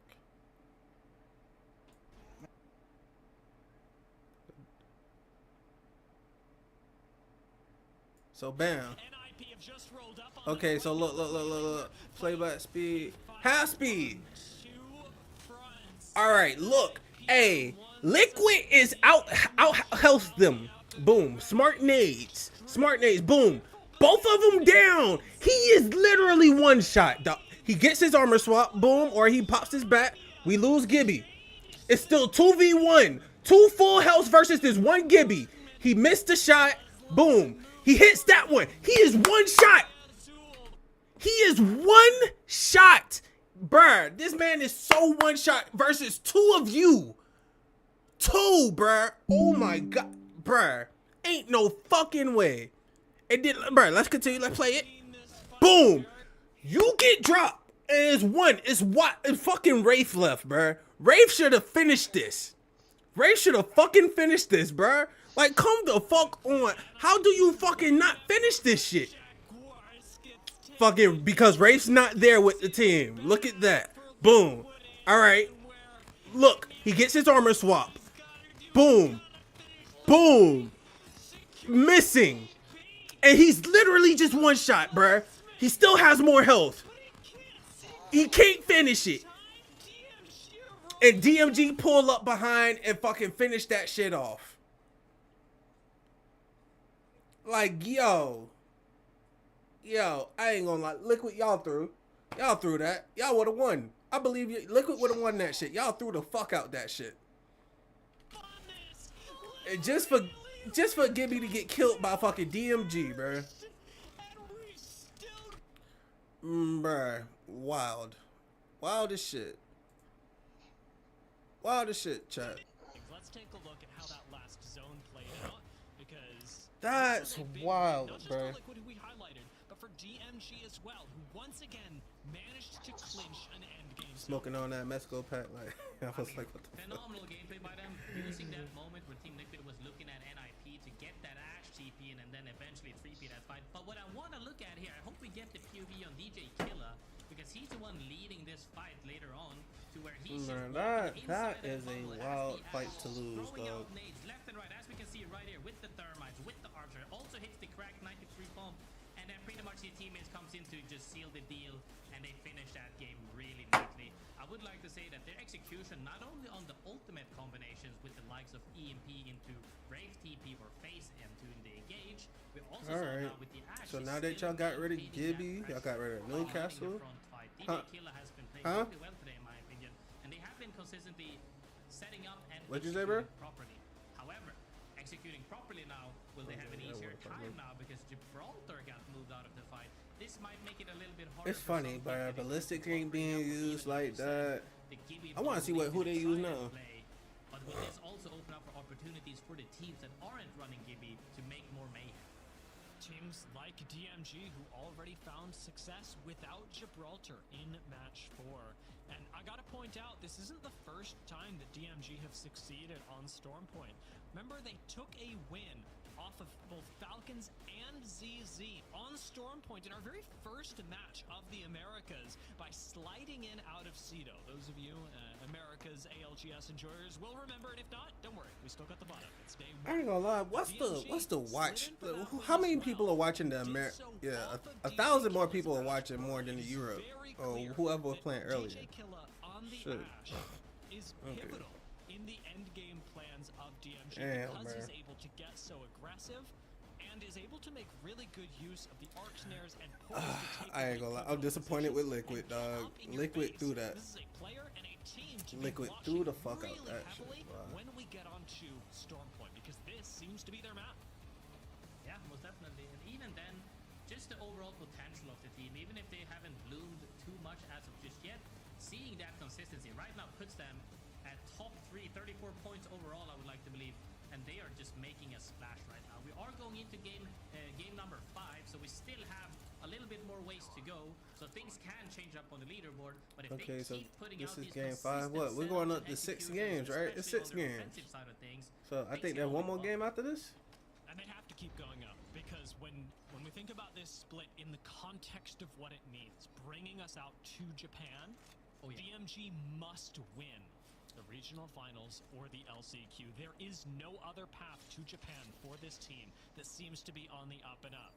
Can they keep this going? Can they continue to improve? Crypto Ash Because Watson. That's the only way that they're getting to Sapporo. Keep your eyes on DMG as we do start off with them, and they'll get a nice teaser for where the ring is All right, going. let's see. We see Find some out. Bangalore, We're some actually playing. This is a pretty Fusies, wide open zone. a few Once we start focusing Catalysts, on now, it becomes Ash. a lot clearer. I think Zone spammers will have a good either read on Crypto this, or and the Watson is Yes going this Durags match. Have a ring console as well.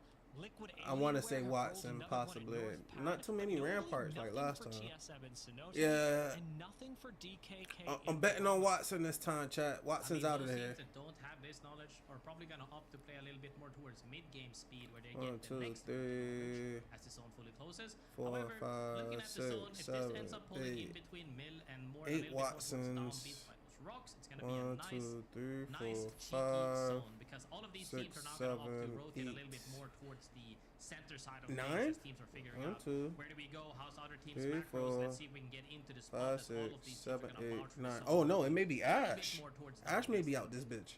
1, Seems like zone Crypto, spammers are in 2, agreement 3, with you, by the way, that that's 4, probably where the zone 5, is going, 6, moving themselves 7, 8, from Mill, 9. Nope, basically Crypto is 3 out. inches to the All right, north, so they banning and Crypto up this between match. Down Beast and Mill.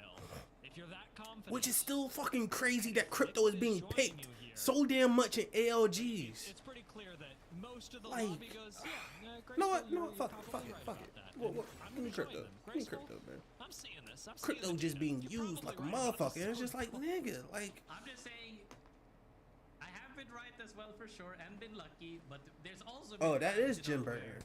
okay, Okay, there's yeah, 5 teams TSE, here, yeah, it has TSM to be Jin. here, and then it goes to Narnia, and then Gent everyone's Burton. lying. Yeah, So I Burton. hope it's not one of these moments, especially for the likes of TSM, Liquid Alien, whereas we saw as well as zone spammers, but if it does end up being close towards that direction, they're gonna be more than happy with this.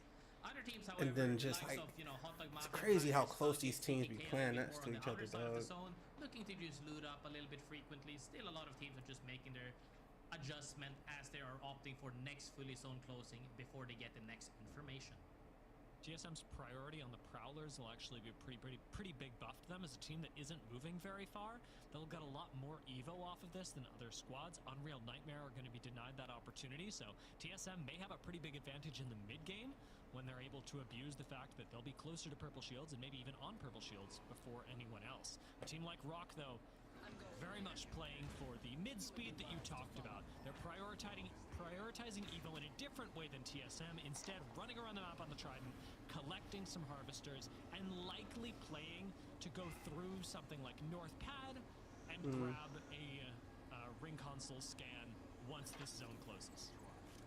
Yeah, I mean, there's several ways of upgrading your stuff in this game, whether that be arsenals, whether that be harvesters, whether that be farming objectives like prowlers and birds. Now we're just mainly making sure that we're staying healthy and getting resources as much as we can, because the difference between this map and World's Edge is Okay, that them you have boys a lot smart. They more done hopped on leeway and to tried get it. into zone Damn, regardless of 14K. How y'all it's get given, fucking going because there's already? more playable area and like random, what should Come I say? on, them boys is out. Objectives random, like rocks and small buildings. 30s and prowlers, PKs, everything that bro. you can 30s and actually play without needing PKs. a building, The which in two my top opinion used is a weapons great in way, this fucking because in the not ALGs always right getting now. a 30 building, and it a shouldn't be PK. knocking you out immediately. Crazy. If you can get a small little cheeky cliff, a little bit of a rocky area, it should also be able to help you. Remember the advantage that I said TSM had before? Well, that's gone because they had a member taken down and full thirsted.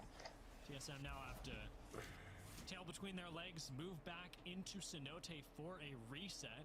Disheartening for a squad that I'm sure wanted to take a little bit more momentum in this game. But having your third is a whole lot better than having a good position. I say probably going to regret those words later. Having a third is a Does it lot get it? better than It's- having good position. it is. I don't know, That's a no. professional Feel player like good right there. position can be defended with a I duo. mean, I think that you're right on spot. In probably 99% of the scenarios, you are looking likely to wanting or preferring the third player over the positioning, unless you have the ending like we saw on World's Edge, where you're DKK and you're on top of a cliff and nobody can contest you. However, I think that resetting is the play. Sentinels, however, moving in towards Mill as well on this building towards the riverside. Team Liquid nearby, and we saw a little bit of showcase signs of life from Legatron, I would like to say as well, right next door, where we saw that 1v3 early on World's Edge. I like to point out all of these huge mechanical moments where some teams 1v3, because it's very easy to miss when there's so much action happening around the map. highlighting the players that I think other teams are noticing as well. Part of Apex Legends does happen on the maps. Part of Apex Legends happens in the roster mania. And if you're making a lot of noise as an individually skilled player, people are going to notice. And that can turn into success for your team. That can turn into success for you individually. And we see a lot of teams, I think, have difficulty balancing that. When are you prioritizing your own success versus the success of the squad that you're playing with at the moment? TSM, I ain't gonna lie, that's a good question. I'm gonna note that. I'm gonna say he not wrong about that. When do you prioritize your own success when playing ranked, or when do you prioritize your team success type shit? I ain't gonna lie, yeah, I fucks with that. Maybe they do be saying some smart shit on here. Those that did not will suffer. Thugget's in a pretty good spot if they do want to continue playing the ridge line. You can do that for a little while. There are some rocks up here that are safe. Outside all right, so I need Hot Dog Mafia gone. I don't have no faith in the nice guys. I want Keon to win. I want Keon to win. DMG is just off in buttfuck nowhere. Because they've got a ring console, as do Hot Dog Mafia over at North Pad. TSM is just, I guess they're playing individually. Those three squads will have probably the biggest advantage when it comes to the coming ring. I mean, seeing 5 teams on the northern side outside of the next zone is gonna be hard, but looking at the Rock Esports, DMG about to kill that solo. Getting pinched either by CC or Nice Guys. All of these I don't teams are know, slowly bro. inching in and seeing where the zone is pulling more towards middle this time. Some teams, however, Liquid Alien, like we saw, take their bridge very early, very happy. Look, I'm about to say, I fuck with Skittles a little bit, but I'm about to say, I ain't gonna lie, I'm gonna need you out of there since you wanna go Hot Dog Mafia. Should have been Glizzy. The winners of the previous game, top 3 currently, triple purple with that same comp, with the Ash, with the crypto setup execution. Are they looking to take another fight? Talk, bro. Open your packs. You probably get that bit. I will say fight, bit of a generous term. This is one of the 2. Oh, look. Because you want to be separate. Because y'all trying to do whatever fucking strategy you trying to do. On the other side of Cenote, being chased down by an entirely different squad in KCP. Look. Y'all are dead. Y'all are dead as fuck because of a fucking stupid ass strategy y'all are trying to fucking do. TSM out of there. Second team eliminated. Like, what the fuck was that? Why were y'all so split? Like, I feel like TSM fell off after they lost. How? I mean, 1 KP is better than just dying with a donut, that's for sure, but I'm sure that they're not happy with that after losing out to DKK earlier on Prowl's Nest, I believe. CC, however, sitting here, very cheeky, waiting for the zone in down Beast. Oh, yeah. Go ahead. I believe NIP and Durax are just right nearby. Also waiting for the zone. Shit. DMG actually gets charge rifled by Kimchi, but they do end up getting a thirst on Cruel Buckle, so they can't be too sad as they're now looking for there's the a whole remaining nigga right hiding there. behind that rock. Whole Nothing is nigga happening right so there. Kill far that. though, Boom. as he is currently Easy. sitting, and they do end Easy. up fighting him, Good dropping shit. on in future streams. Makes that Pioneers very out of easy there. as Pioneers gets eliminated. So good luck for DMG, even though they're in zone right now, because walking out without Thugget's having a sight line on you is actually a pretty easy thing, all things considered. Difficult for Thugget's to actually move in and finish off a kill, even as they get a pick on DMG once again. It's a little bit of suffering inside the ring that DMG have to go through, but eventually they should come out of the zone relatively unscathed. Perhaps a little bit lower on Damn, mids. this is a Team good game. Falcons, Hell however, yeah, show. they've got a long I appreciate you for, not into this chilling with zone, your boy which and they're already in, watching with but me. into the next Oh, one, yeah. which will be revealed in just a few seconds. Sitting outside of Cito, they don't have next ring scan. They don't have a console available. They are playing things by ear. How They've only playing hit blue Watson shields is so far, crazy. and so it's an awkward mid-speed for Team Falcons as they've got to figure out what it is that they'll do next. Now, I will say, the comms from Falcons today, when I checked earlier, have been pretty quiet. But for the sake of it, for the sake of hearing this team one more time, let's see if we get anything on a listening with Team Falcons. Did they just hit Menscan? Left. It's Sparrow. He's purple armor. He's still going that way. He's by himself. Yeah, that's my phone. Trying to swing. 104. He's like popping his tower. Where is he? And I use you to on the cannon. Bring his barrel and pit. stop. So damn. I'm about to say Ash like just moving forward here, Reese. I can up. him. DMG look like they about to get out of there. Ooh, good shots. Come on, turn. Strikes it up. Ooh, good shots. I'm pushing Go ahead, Zero. Push velocity. On the corner, break his wall. Rep up one, What's up? Ooh, you got, Hal got. One. He's like 40 HP. 1 HP. He's won. He literally won. You win this. You win this. Easy. I'm Good inside. shit. Safe. Full safe. Yeah. Holy fucking flanker. Look for third. Leave no witnesses and DMG out. Good stuff. Excel. Let's go. DKK. It's like billion. Yeah, I see. Signs of life from Team Falcons as they No managed to problem, take that bro. team back. Always good to hang very out with you and assured, talk. neatly. How you That been wasn't though? even Man, close I've to been their good, bro. favor. I've been Huge vibing, swing from chilling. Zero right there, Vibing, and the chilling EMP in my play zone, coming bro. out, I'm wiped that saying, lead, and I'm about to that's say looking same good shit for as them. always, Their bro. walkers should be Just- kinda safe. I ain't gonna lie, just On the happy other to side of enjoy some things, ALGs. Hot I'm Dog gonna say got some Mafia, Apex on the not a side safe too, walk-in. you know. Actually, like I said before, Rock Esports holding this choke south. Other teams coming in from the choke on the northern side here with, I believe we saw Durags, we saw the likes of NIP and CC pinch between at least 3 Right, teams. are now. Durags So, black? make this macro Please. happen, as they are currently getting sighted right here by NIP. Will they be able to make it through? NIP portal out. Still with a priority Oh. to hold Hot Dog Mafia. Lots of sightlines from NIP, but they seem a bit distracted with ZZ and Durags on the other side. NIP have unfortunately now put themselves in a position where they are sandwiched and naded and stare bolted. And I'll be honest with you, Graceful, NIP are suffering. Retaliatory stinger Y'all are out of there. You're done. get taken down, but Finito. Corinth answered right back, and this is giving Finito. Hot Dog Mafia a free walk-in on the other side. Vane Done. plays the far Yeah, side you're of the dead. wall, You're dead. now is You're dead. immediately ZZ's Hot out Dog of there. Mafia sidelines as Madness takes Fucking them ninjas down. in pajamas out of there. Will help take Look down like Rock those about to be two out of zones. there.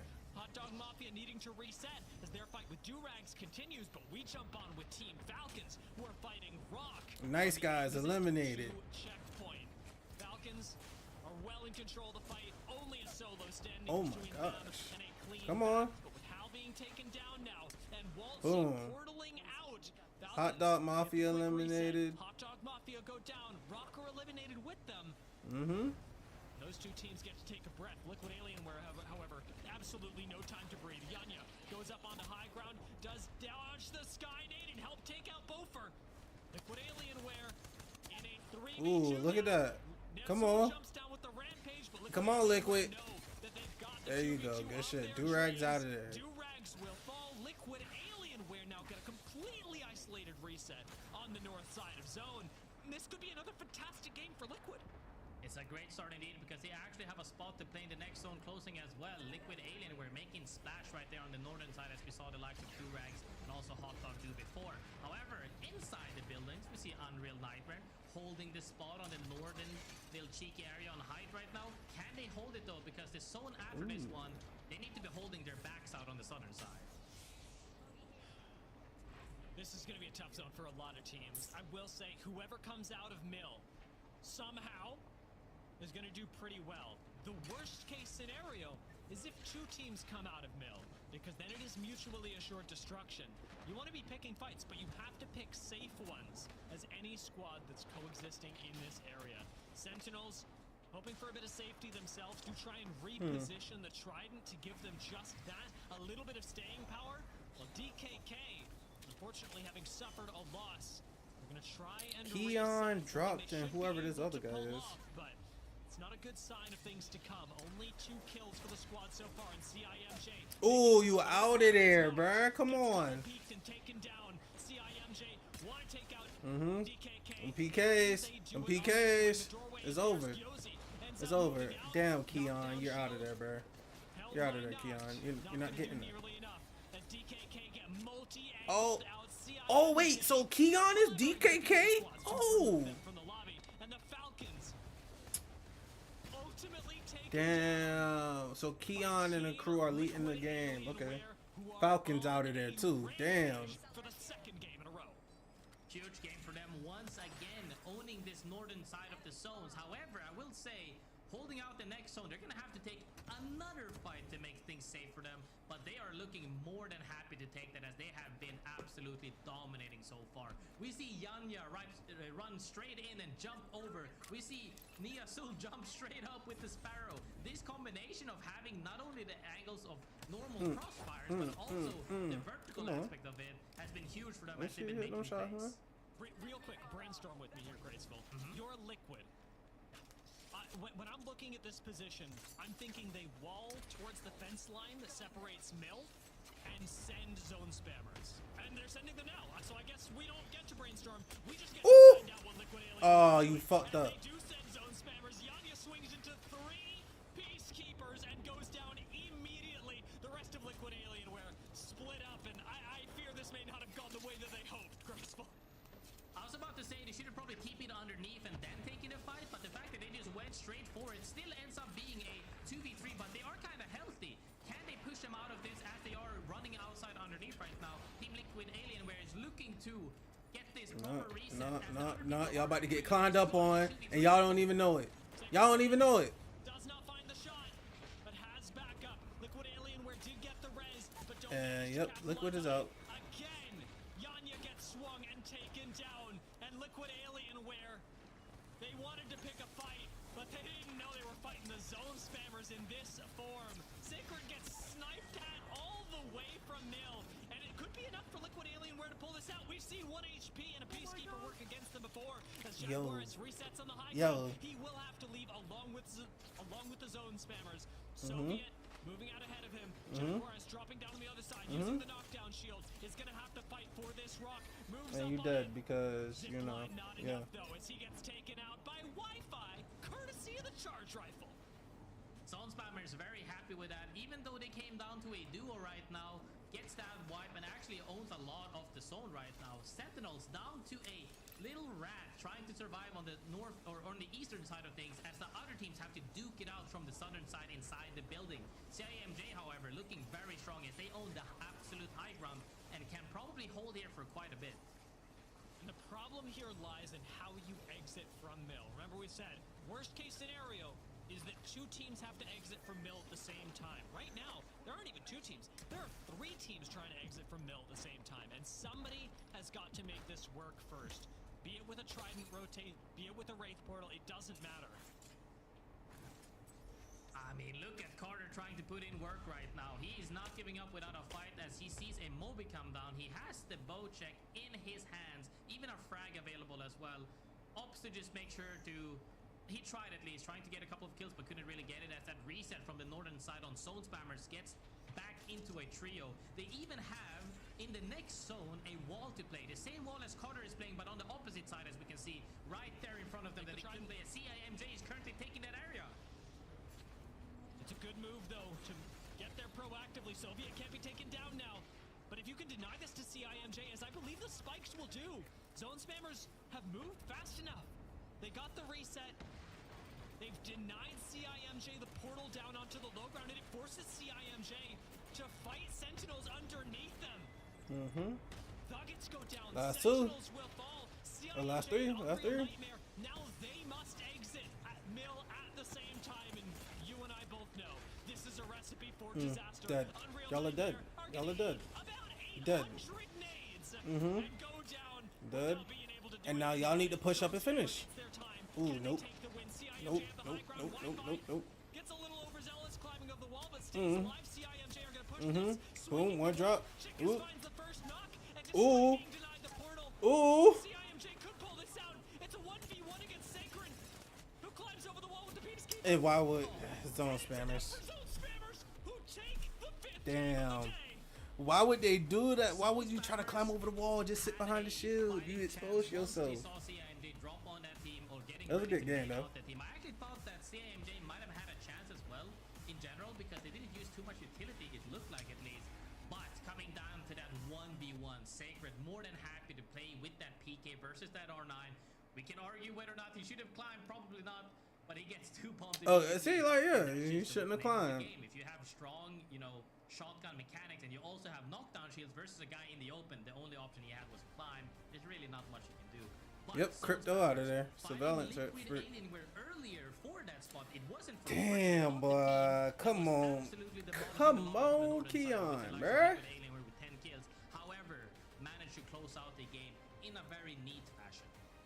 That's another win from a team that must win it all in order to qualify to Japan.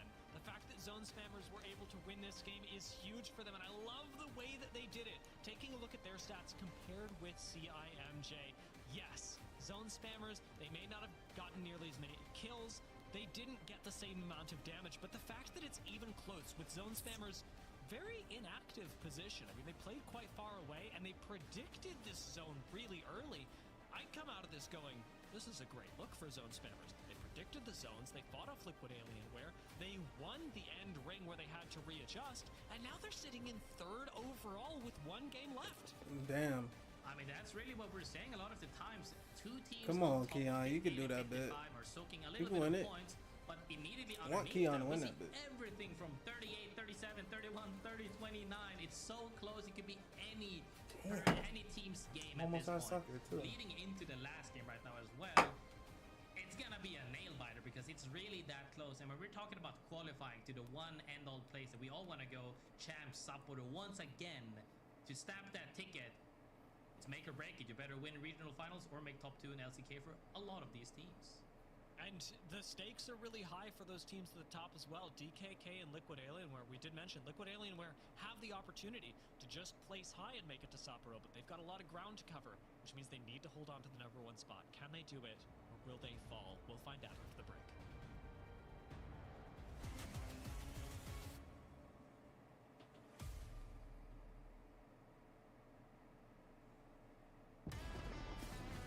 Need a breather, Wally. Should I slow down? Ah, now that's a work of art right there. I'm about to say, bro, if that's the mythic fucking flatline skin, that shit don't look all that.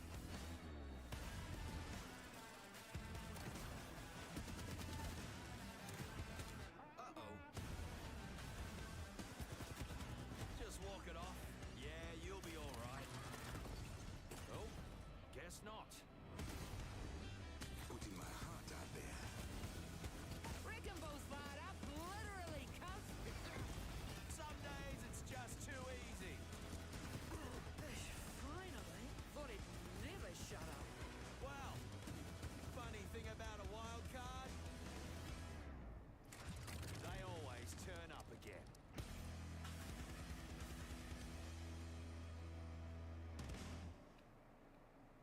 Like, the mythic flatline skin don't look all that. Maybe I'm tripping.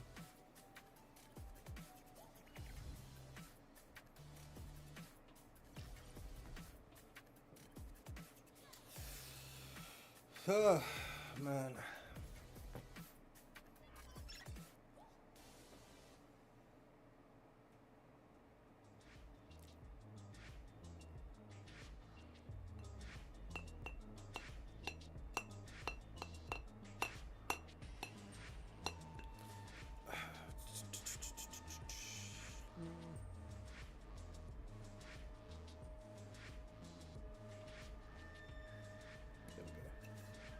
Turn on my lights.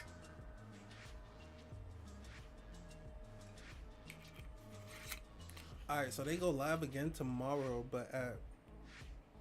Oh, damn. Oh, wait, no, it's at the same time, so 6. Okay. Damn, but I'm gonna be at the, party. Welcome back to the Americas here at the Apex Legends Global Series, where we are preparing to jump into our last game of the day on Stormpoint. Groups A and B are facing off for the second time, and this time, Graceful, it looks like Liquid may not just be placing better than 15th, but they're fighting for a top spot and currently hold it. Let's take a look at the final circle of last game, where Zone Spammers came out to a big victory, pushing themselves up to 3rd. Did in the Liquid overall win? standings Nah, it was, I mean, from having Fuck, predicting this zone not very Liquid, it early, was playing that building Zone just a little Spammers, bit yeah, north of it was where Zone they fought Spammers. Liquid Alien were earlier, needing to reset, getting that full reset now, coming down to a straight 3v3 versus CIMJ after they take down the team inside the building. Was a little bit closer than I wanted, to be honest. It came down to a 1v1, so I really want to see this POV. However, Sacred obviously managed to lock it down, and that's exactly what they needed, because top 5 regardless, really close to close out the whole day actually. As we see pumps coming in from an off angle, they all push the wall. Sacred hits those PK shots. They see the trade on the Boom, 72, boom. And it's just like, why did he climb up? It's night. You should have just like tried to like duck. I'm about to say duck and weave type shit, man. You better bob and weave, but you better turn that shoulder, nigga. Like, come on. It's true, and there was a lot of back and forth between these games, because remember, CIMJ wanted to play that fence earlier and were denied it by Zone Spammers. So these two teams were very aware So of now each with other, Crypto even in the banned, lead-up I wonder how he's that gonna play last next. encounter where Zone Spammers did ultimately walk away with the victory. CIMJ cannot be underestimated as we move into match 6, where Crypto will be banned.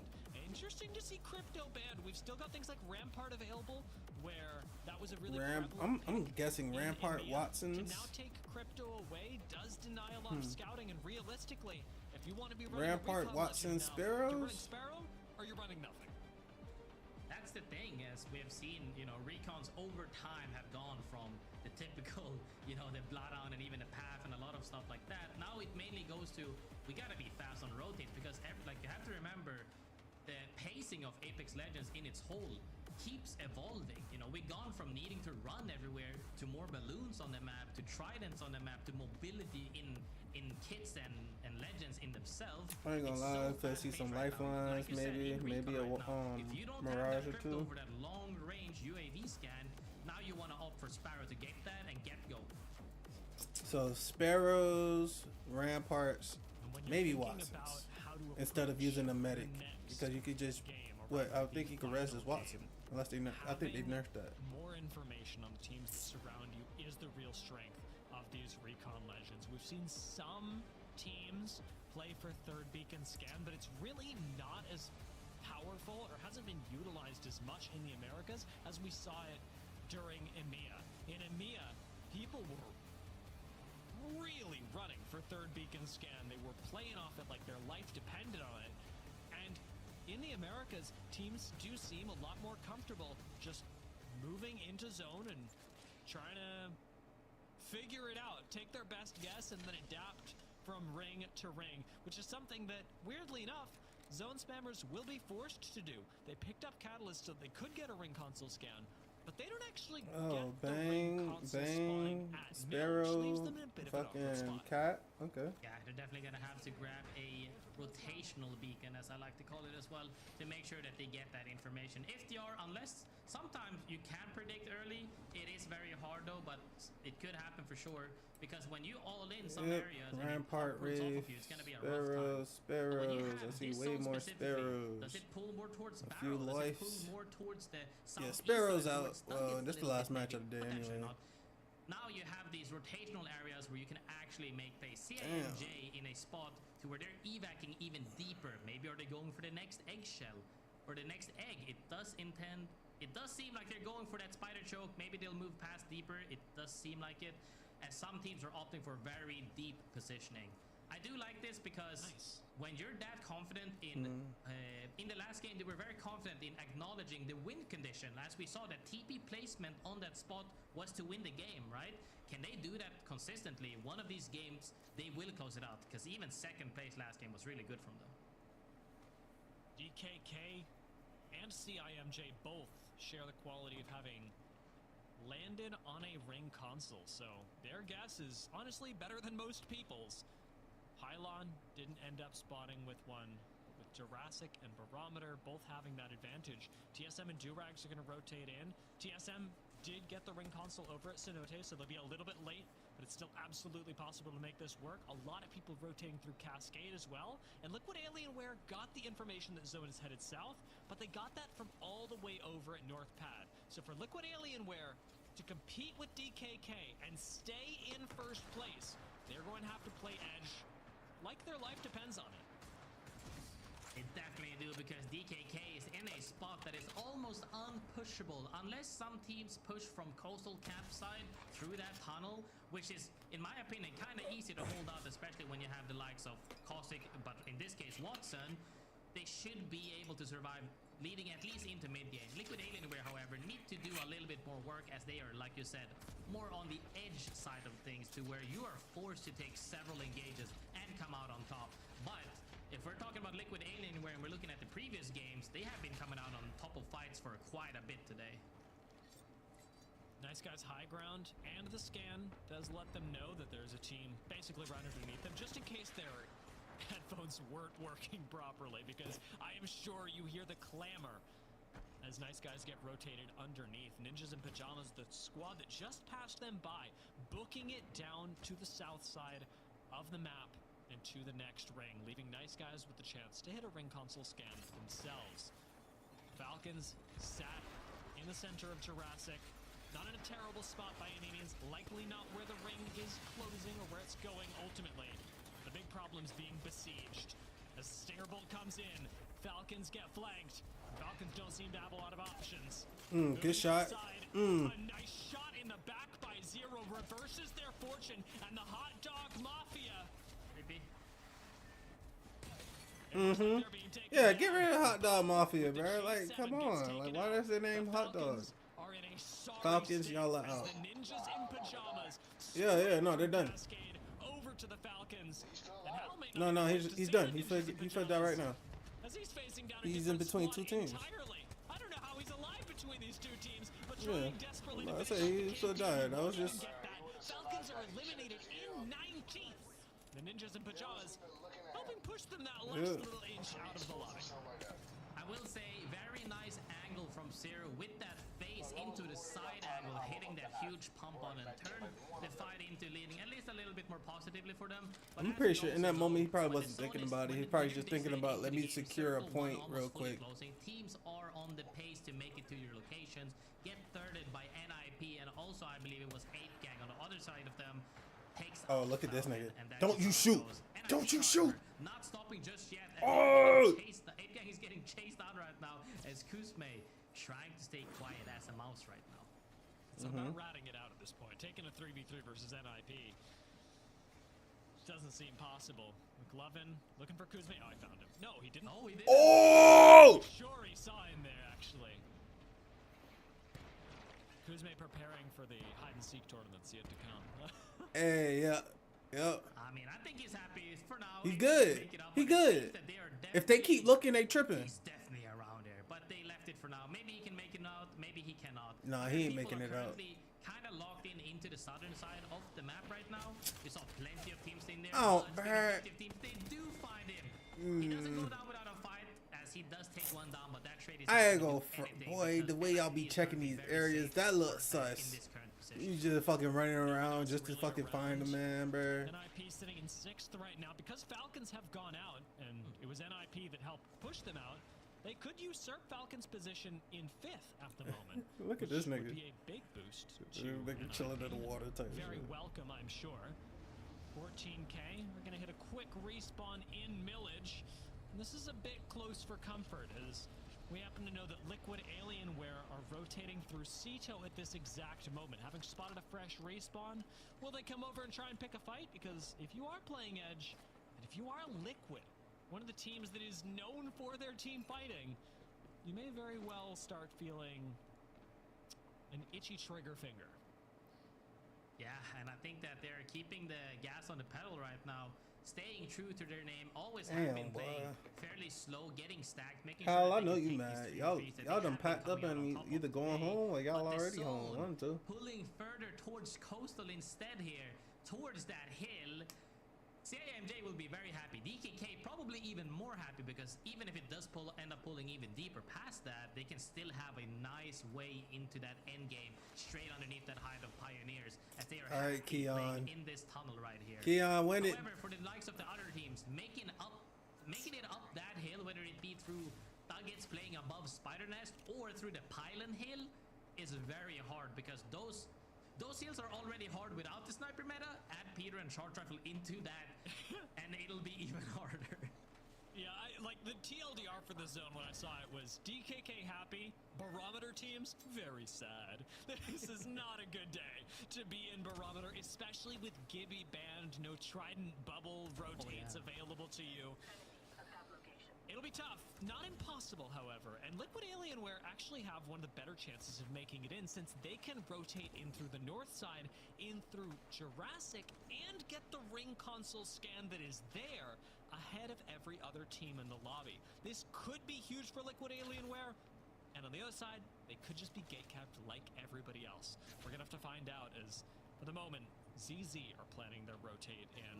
This one, a little bit more out of the way, a little bit more awkward, and likely going to take the squad down through Echo HQ, where Leave No Witnesses are going as well. But your options from here are to go into Pylon or to go south into Echo. And I'm honestly not sure which I prefer, but eating shots from Echo will probably push you into Pylon. Yeah, most definitely. They already hit that info as well, so they will make it do with that as CC is coming in from the eastern side of things towards Pylon, as they saw only one team literally inside of Pylons right now. Liquid Alienware, however, said that they would go through Jurassics, but we saw who was lurking in Jurassic earlier. It was NIP. It's going to come down to a 3v3 against NIP and Liquid Alienware, so we shall see Liquid how they versus can set up Ninjas. and execute this fight. Can they do it as they have previously, or will NIP reign supreme from that egg side? Two of our squads representing South America. We'll see what Liquid Alienware can do. We talked about this being a very polarizing game coming from the north. They are either cooking or they're about to get cooked. Let's find out as we jump into a incident with Liquid Alienware.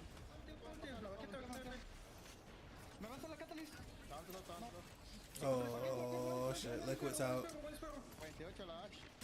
Ooh, good shot. Missed. Yep. Liquid's out. Yep. Ninjas in pajamas. And unfortunately, the answer, Graceful, is that they get cooked. Ninjas in pajamas did it to Falcons. They turn around, they do it to Liquid Alienware, and this seriously endangers Liquid's spot in the standings. Sitting in first right now, they can fall quite far with DKK right behind them, and very easily ready to overtake. Leave No Witness starting to push up onto DMG, threatening yet another squad, but with Blaze going extraordinarily low, Leave No Witness have to pull off a reset, and they do it with an arc star from Rena, actually finding future streams. It's a knock in favor of LNW. As burning to a thermite, Rena's a bit low, Blaze goes down with a third party getting involved. ZZ have shown up. They Leave No Witnesses is out of there. in the back and take them out of the lobby. CC opted to not go for Pylon side, but instead zone wraps and come up behind DMG now, looking to take a fight on them to 3P this fight. But I believe we saw a huge positioning there as other teams are looking to go a little bit ahead. One of the DMG members is still southern side, getting held up by Pioneers, actually gets eliminated right there. It comes down to a duo versus CCC, but Pioneers is not letting this happen for free because they are hungry and they need this KP. Just a single member extending out can do quite a bit, but the damage that Gil just did should force some more conservative play out of the Ash for Pioneers.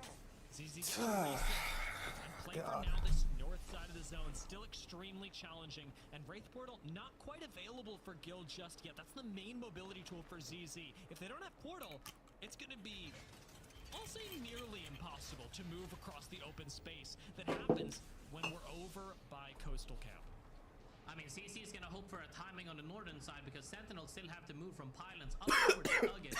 But this zone indeed does pull up more towards Coastal in the middle of the hill on the, like on the eastern side of the previous zone where everybody else is going to have to collapse. DKK still has that tunnel to make that play, but Pioneers and CIMJ sitting very happily in this location right now, just hovering everybody else, looking to see if they can get any posts. However, we talked about Barometer being very sad. Everybody has to fight right now. Zone spammers pushing in, they don't even make it. Stinger Bolt is just too brutal. Wi-Fi does find a nice knock onto 14K Resonance, has Soviet playing for defense in here, and will be able to stick a reset. Ooh, good smack. Ooh, good smack. More complicated, amazing shots out of Wi-Fi. Turn things around. Soviet's Can gonna they? have to leave them as a solo. Wait, what zone is this? This is zone 2. You can rush your mans.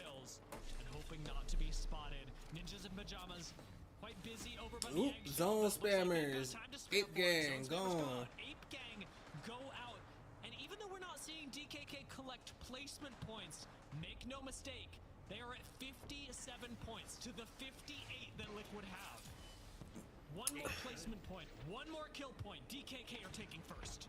They could take first indeed, because they are in a spot right now to where other teams are forced to fight. Durags, Ninjas in Pajamas are all forced to fight on the western side of the map right now as we see them right there. They're just holding it out. Drop says, I have a TP right here. If we force them to fight, we'll immediately make it. I'm sure that they're counting every single placement point, every single KP. Hey, nah. Hey, just play ring. Just play ring. Just play ring, bruh. Oh my God, Keon, y'all just need to play ring. That's all y'all gotta do. So many KP today, pushing every There's fight, so many everybody in teams there. He's in currently fighting. Vayne picks up a KP. More people are jumping out. They're looking to get the thirst, and they do indeed. Durags out of there because your name is Durags. Like, come on up. It's enough. DKK take Liquid out Good of shit. the first place spot. Ninjas in Pajamas It's the armor continue swap. pushing up. On to Nice Guys. On to TSM. 16 seconds left before this fight becomes completely futile. What? He missed? Right now, but with McLovin going down, Ninjas in Pajamas may have just been shot in the foot. DMG are going to fall as well.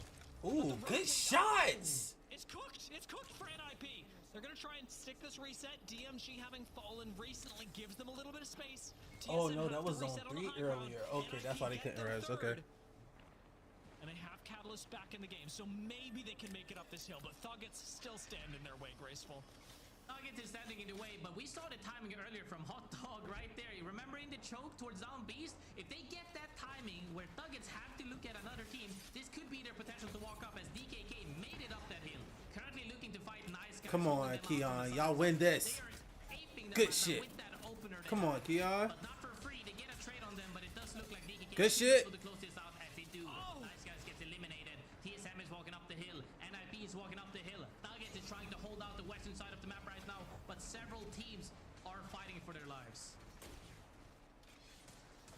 NIP with one member left. Vayne tries to save this absolutely scuffed rotate, and miraculously Dead. he's not getting run up on yet. ZZ though, rounding the corner. Take him out. ZZ. Come on, Keon. Y'all win this. Climbing up the leaderboard. 7th place right now. They've won this group last time. It'll be hard for them to win, but they can make it pretty darn far up the leaderboards. DKK, meanwhile, are just holding on to that first place spot. Every point they get. Good shit. makes Drop. it more and Let's more go. difficult for any squad Yeah. to test them to Thuggets even out of get there. close. Because what kind of fucking name is A Thuggets? top-heavy Like, lobby. DKK are oh running my Storm God. in their final Like, game. yes, there are Let's white take a thugs, listen in maybe with Asian some thugs squad type today. shit, but what name is Thuggets, bro? Like, y'all need more motivational names, bro. They were back over here. They were. I need to loot. I have like 9 bullets. I have 9 bullets. Yeah, I'm gonna loot. Just speak. You I got cannot my die. sparrow. I got 1 sparrow back. Yeah, I got ammo for you, Keon. I got ammo. I'm good. I'm picking up a different gun. I don't know. Are you sure they're there? They're playing into far side. I don't know. Let me see what we're gonna play. There should be a fence here. Come on, bro. I have to play Hey, Keon, win the last match of the night, bro. Let's go. Can we just try to wipe this left team? I think they went down already. Yes, we can try. I'm just getting. They already slid down. They're here. On my ping. Okay, look over on them. Yeah, I am. Yeah, I'm about to say, watching the last game, bro. I'm rooting for Keon, dog. Yeah, I did. I'm playing really fast. I'm playing 4. I did. Oh, good shit. 3. Yeah, Woody dropped. Oh, go ahead, drop. Do your shit. You can swap. You can get him on. No. He's in the corner now. Boom. He cute. Just take the space. Just be careful. Be careful of the right team. Care knocked. Far left, care. Bro, I'm picking up a key. I'm about to say, I'm gonna literally pick up crypto and a fucking PK. Come on, Keon. Don't y'all fucking fumble, bro. Please don't fumble this. Can we just swing left and kill this dude? No. Just fucking play my side. I'm good at the spot. Cracked 108 on the Wraith or the Ash. Come on. Come on, Keon. Yeah, do it. No, I don't have nades. If you have any frags, you kill him right here. On the bridge. Oh, you need to get rid of that sentinel, bro. My kidnap. I'm trying to fuck with them. They're resing. I'm with you. Okay, that's all you got. Okay, I'm going back up. Yeah, just go back. Yeah. Y'all got that. We just need to Boom. hold our space, guys. Look at our fucking spot. We're in the same spot. No, they fell. On the left side of Left. You got that one solo. Switch out that fucking sentinel, please. Yeah, I'm trying to grab some as well. I'm with you. I'm just holding his right team right now. Also, Power booster here. Or does everybody have like 30s and fucking PKs? That's probably the issue. Crack one up, team, pop yourself. Can I pop him out? Make sure I baited out a sparrow. Listen, we have God spot here. Get a fucking They're gem playing on bridge this ramp. wood, I think, right here. Yeah, this is insane fucking spot. I don't have gen. Hold themselves in the bodies somewhere. I gave the old We're getting pressured. for fighting. I'm trying to break their windows up top. I gave my old exalt a knock, but I got a power amp. Okay, I heard you. What's your gen at? What's the percent? 72. I'm peeking left side with you, Drop. They're getting hard pressured on this side. Yeah. Just chill. They have to move into us. Are they like close in that corner? I have a cam. They were. Spirting this team up top. Yeah, we should play pressuring the 3-man. I'm gonna throw a bird on this bridge we have. I spirled them up here. I threw a bird on that. I spirled at their bottom too. One dead off 3 team. Go ahead, come on. Keon! Win it! It might be two, but I think it's one. Oh yeah, y'all win. Y'all win this. Boom. Yeah. Good shit. This was a clean closeout by DKK, and you could hear it. This end game. Hey, good shit, Keon and Drop. Hell yeah. I don't know who this other guy is, but yeah. They knew they had first. Wait, is that Knock? Graceful, I think you'll Oh yeah. No, I know Knock. Yeah. Okay, good shit. like chill. We know we win the game from here. Let's do this. Let's do it clean and simple, and they do. That was the team to beat. Hey, yeah. Is going to be in Japan. Who was that? Who won? So that was Keon, Knock, and Drop. I'm about to say they definitely won that shit. Why did she come back? Take your ass back off. It's been the two niggas for the whole fucking shit. Like, Absolutely. And while that may have sounded a bit chaotic there at the end, those comms were actually so clean, even down to the small things in Drop acknowledging that he had heard Keon. When, talking about the percentage. I ain't gonna lie. I do like how the niggas are looking at the fucking cameras and she ain't looking. Indecisive for a fraction of a moment when they didn't know if they wanted to keep pushing KCP or Pioneers when they were going for that res. But overall, like you said, they knew they had God spot.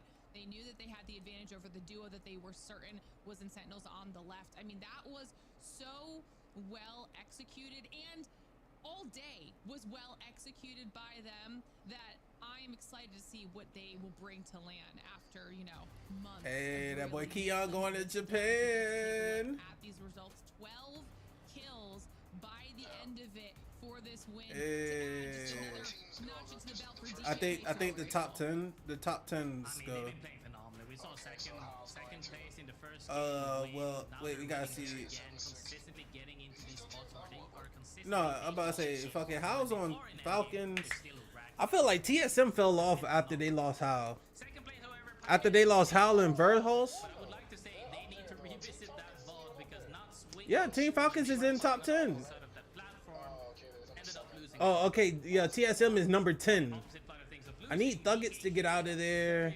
I ain't gonna lie. Hot Dog Mafia, y'all deserve to lose. The Do-Rags, y'all deserve to lose. Early when the points were tied, but they exploded into 79 points for I know the Sentinels because I heard of them a few times.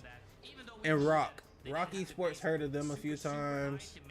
But yeah. They are that good of a team. I think that this will make them more than happy. Yeah, I'm surprised 100 Thieves didn't make it.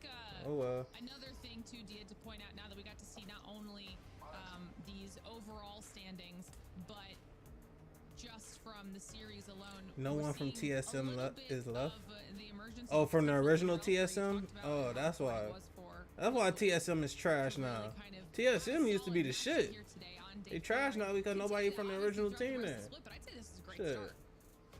It really is. I mean, this has pushed push them up. I'm looking for them in the standings here, and I'm gonna find them at 8th. This is a huge improvement.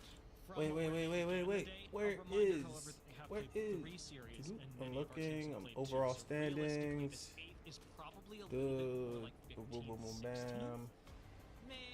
Maybe Okay, 14th okay. So on a good Keon day. them is 4th The fact overall. remains, though, that for a team that started in the bottom 5 of the league, this is a huge step forward to Japan, where, like we talked about, placing in the top 10, they've probably got around a 50% chance of going to champs, but above the top 4, and they're going. This was a big step towards that. And again, I've been Yeah, it's all referencing new these stats. people. Real credit I ain't to gonna lie, TSM TSM ain't, on these and ones. TSM ain't Provided what they a lot used to of, be, bro. Great math to make this possible. So these are all coming from a very researched source, and it is nice to be able to look at these and go, this is where you need to place if you want to go to Sapporo. I love that. I love that. And if we're talking about math, might as well keep doing the math, okay? Because it's time for us to talk about our Sony in-zone kill leader race. Let's see who, for Americas, was able to end up on the top of our leaderboard. Keon up there, yeah, 18 kills. Look at the top weapons used. Top weapons with kills, bruh. PK has 172 kills, bruh. Like, they're going to nerf that shit. 172? 20 kills. I mean, graceful. That's a fantastic day. I mean, we saw that happening not only here, but 172 kills with a PK.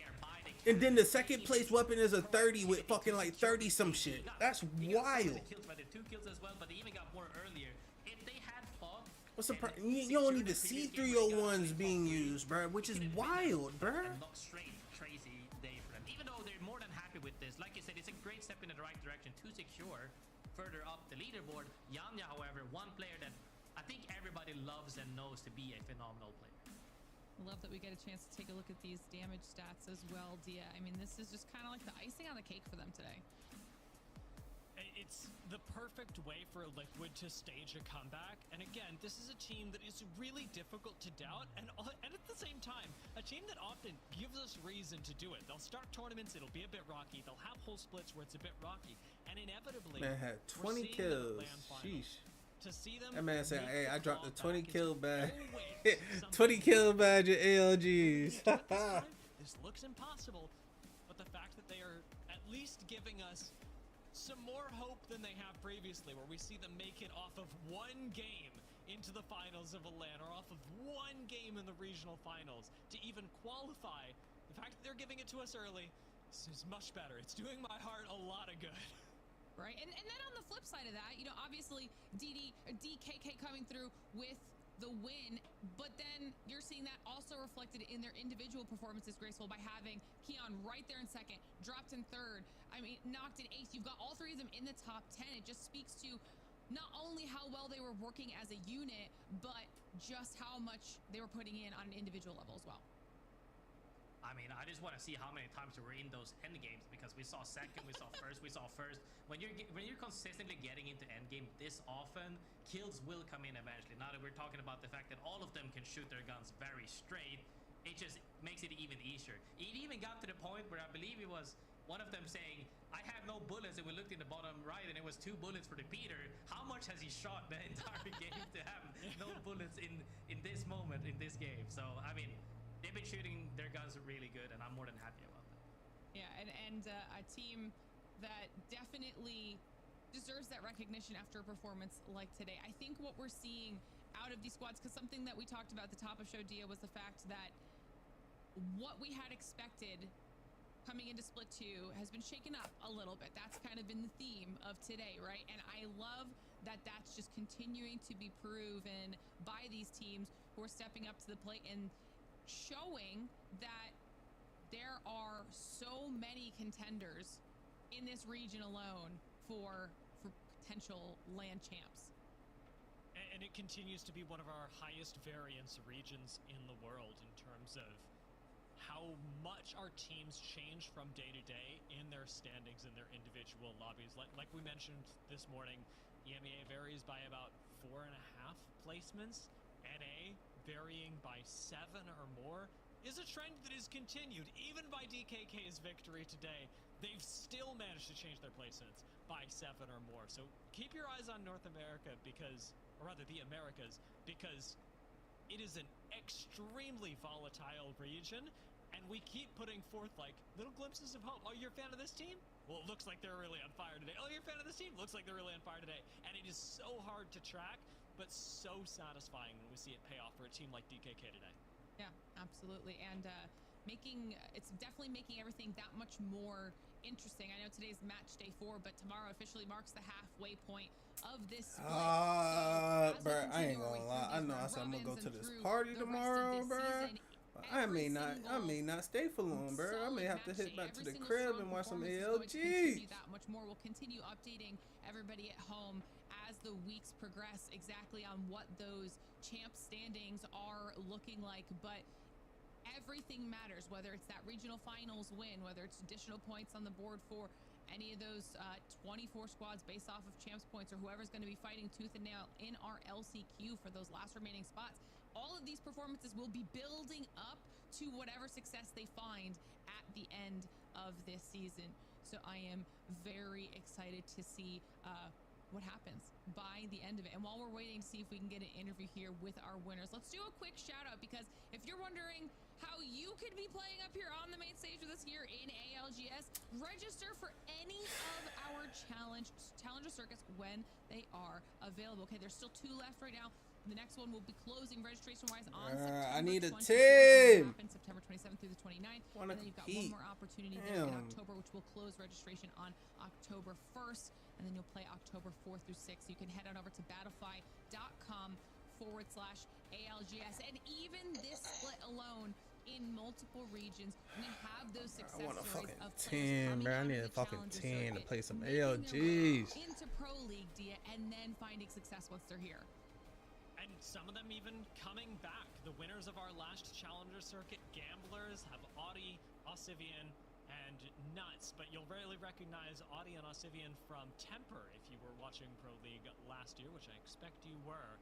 So look forward to them maybe even coming back, as there are teams and players that will oscillate between Challenger Circuit and Pro League a few times before they finally get the hang of what it means to play at the top level in Pro League. And that's an important part of their development. So you're seeing a lot of talent start cooking in Challenger Circuit, come up to Pro League, and then work their way up. And you could be the next player to do it. So make sure you're registering and getting yourself in there and playing those games. But like I mentioned, we have an interview. We were getting it ready. I think Keon is ready to go. Let's bring him in here. I was about to leave because I don't think I want to hear nobody. It's Keon. Let's go. Thank you guys. No, they're interviewing Keon. Talk to me about today, because you guys went on an absolute tear. You just looked untouchable. What's working for the team right now? Well, so the first 2 Pro League days were kind of bad. I don't think it was my teammates' fault really too much, but it was really just the meta. A lot of the time is just not staying alive because you die very quickly. So today we made it and like a priority, and like that was our goal, is just to like whatever you do, just play your life at all times, and that was like our goal going in, and we did that pretty well today, I feel like. While we were watching in the final game, it was something that obviously we were paying a lot of attention to, the fight between you and Liquid for first place. It was very, very tight. How much was that affecting the way that you played the game, especially in the first couple of rings? Because I noticed, like you say, you're playing very conservatively for those first couple of rings. Was this because you were trying to outlast Liquid, or was it just not on your mind because you were so close to the top? We knew either way we were going to get like top 2 today, so it wasn't like too much pressure. And Liquid ended up going out really early in that game, I think in like 17th place. So it honestly like wasn't too bad. Like we saw them die. We weren't really thinking about them when it was round 1, and we were just going to play like the game plan off the zone poll, and it was going to be that way whether or not they stayed alive or didn't stay alive. And it just ended up going out early, and it just took the pressure off, and we only knew we needed like a few points to pass them, but you know, obviously we still want to try to win the game. So PKs and 30s, bro. Graceful, do you have any questions here that you want to be asking Keon? Yeah, I mean, know, we saw you place what, second, first, and then I couldn't tell you. Did you guys make almost every single end game today? Is macro something that you guys are working on consistently right now, or is something you guys already have done? Because when it comes to shooting your guns, I believe all three of you are more than potent than I would say majority of the players across the world. So how do you guys work out the macro consistently getting into the end game like this? Are you guys predicting zones early, or are you guys just having the same mid game speed?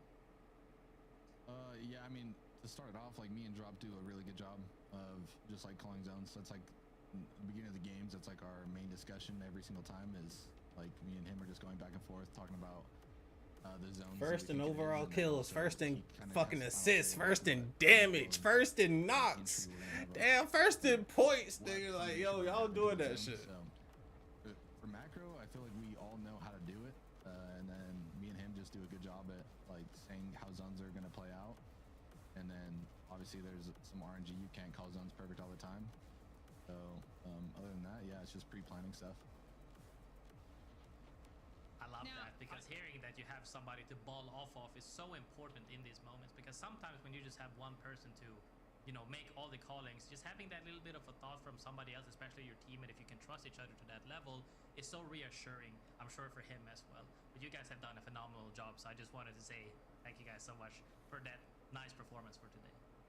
All right, well, Thank you. Keon, thank you so much for chatting with us. You guys were phenomenal today, and I can't wait to see what you bring to the rest of the display. Congratulations again. Thank you guys. Thank you. Thank you. Oh, what a day. What a day. All right, let's talk final thoughts. We've made it through Americas. We've completed match day 4, Dia. What are you feeling? I mean, I'm definitely feeling shaken. We talked about teams that rock the boat at the All start right, of bro. today. I'm saying. Man, have they I wish it was Rain. Whatever dude's the black dude's name is, I wish it was him on there. I actually find him a little more entertaining rather than, I'm not gonna say who they have as a lineup right here. But chat, well, show, because I ain't gonna lie, show you've been the only one in here. I ain't gonna lie, shit. That's it. Hey, that's it, bro. I ain't gonna lie, ALGS has been fire. It's been dope. I'm about to say they're gonna be back and get at it again tomorrow. And tomorrow I have a family get together to go to, so I definitely will. If I do stream it, we do another watch party, it'll probably be a little bit later, type shit. But other than that, chat, love y'all. I appreciate y'all. Thank y'all for coming through. Appreciate your view. Appreciate you coming through. Other than that, bro, yeah. That's it, bro. That's all. I ain't gonna lie. Shout out to Keon. I need that boy to win it all. Win the whole fucking thing. Go to Japan and ball out, bro. Ball the fuck out. Other than that, y'all have a great night. Do great things on this Saturday night. Be safe. Eat great food. Have great games. Do great things. All right. Love y'all. Appreciate y'all. Y'all have a blessed night.